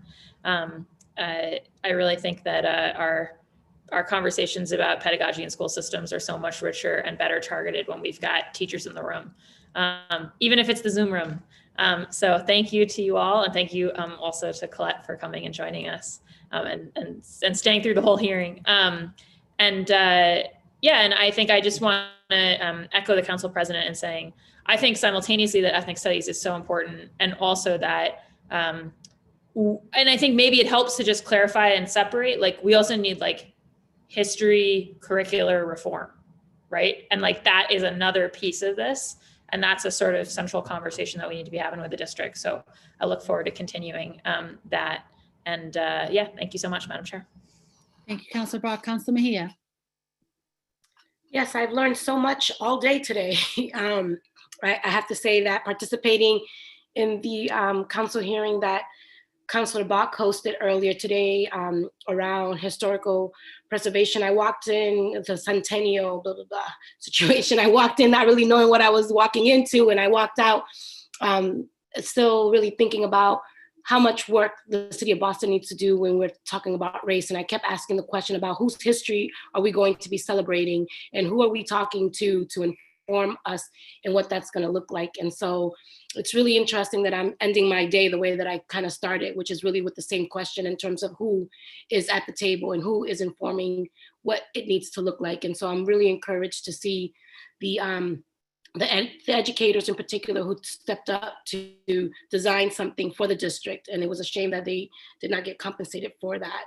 But nonetheless, they did it with their hearts, because their hearts are always in the right place and they know who they work for. So really encouraged by those actions.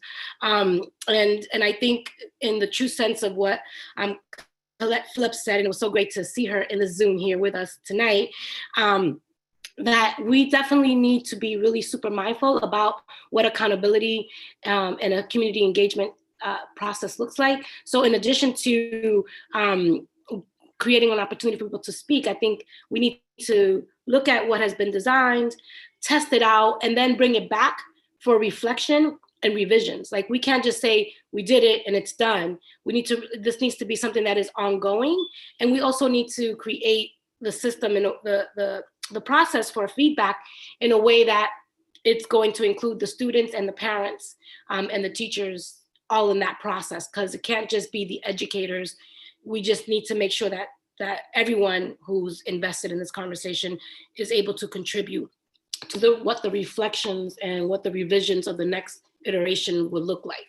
I think that is really key in terms of this process. And so I'll say that having grown up in Boston and navigating every single school, I never saw myself reflected in anything that was taught or learned.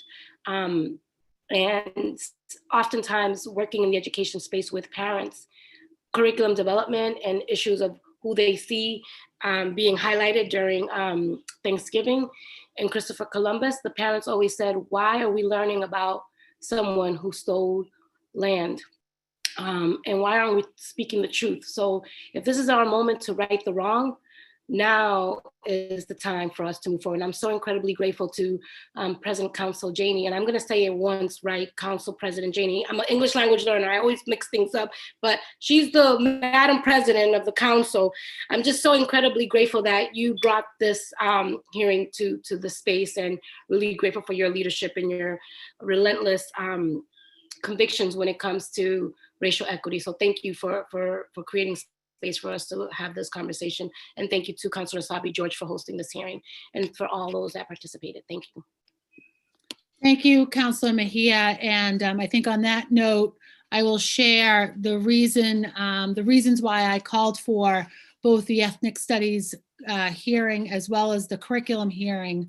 I called for both of them at the same time, was because they are, I think, undeniably belonging together. Because when we talk about ethnic studies, it needs to be part of the curriculum.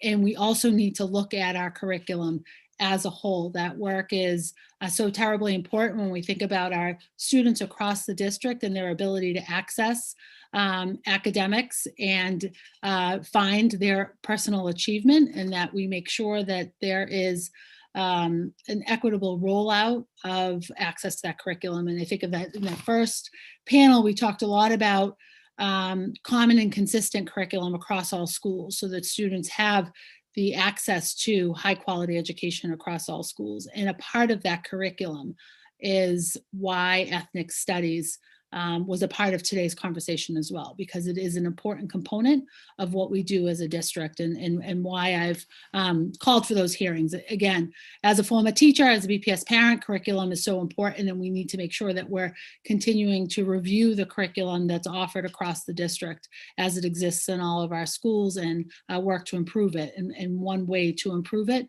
is to make sure that we are including ethnic studies as part of it. So excited that we got through this over 3-hour hearing. I think really important stuff. It was a very dense hearing, lots and lots of information, and lots of great questions from colleagues. So I'm grateful for your support and your work in this hearing this evening, and look forward to the next steps ahead. So thank you to everyone who joined us this evening. This hearing is adjourned. Thank you. Good night. Thank you. Thank you. Adios. Bye, everybody. Bye.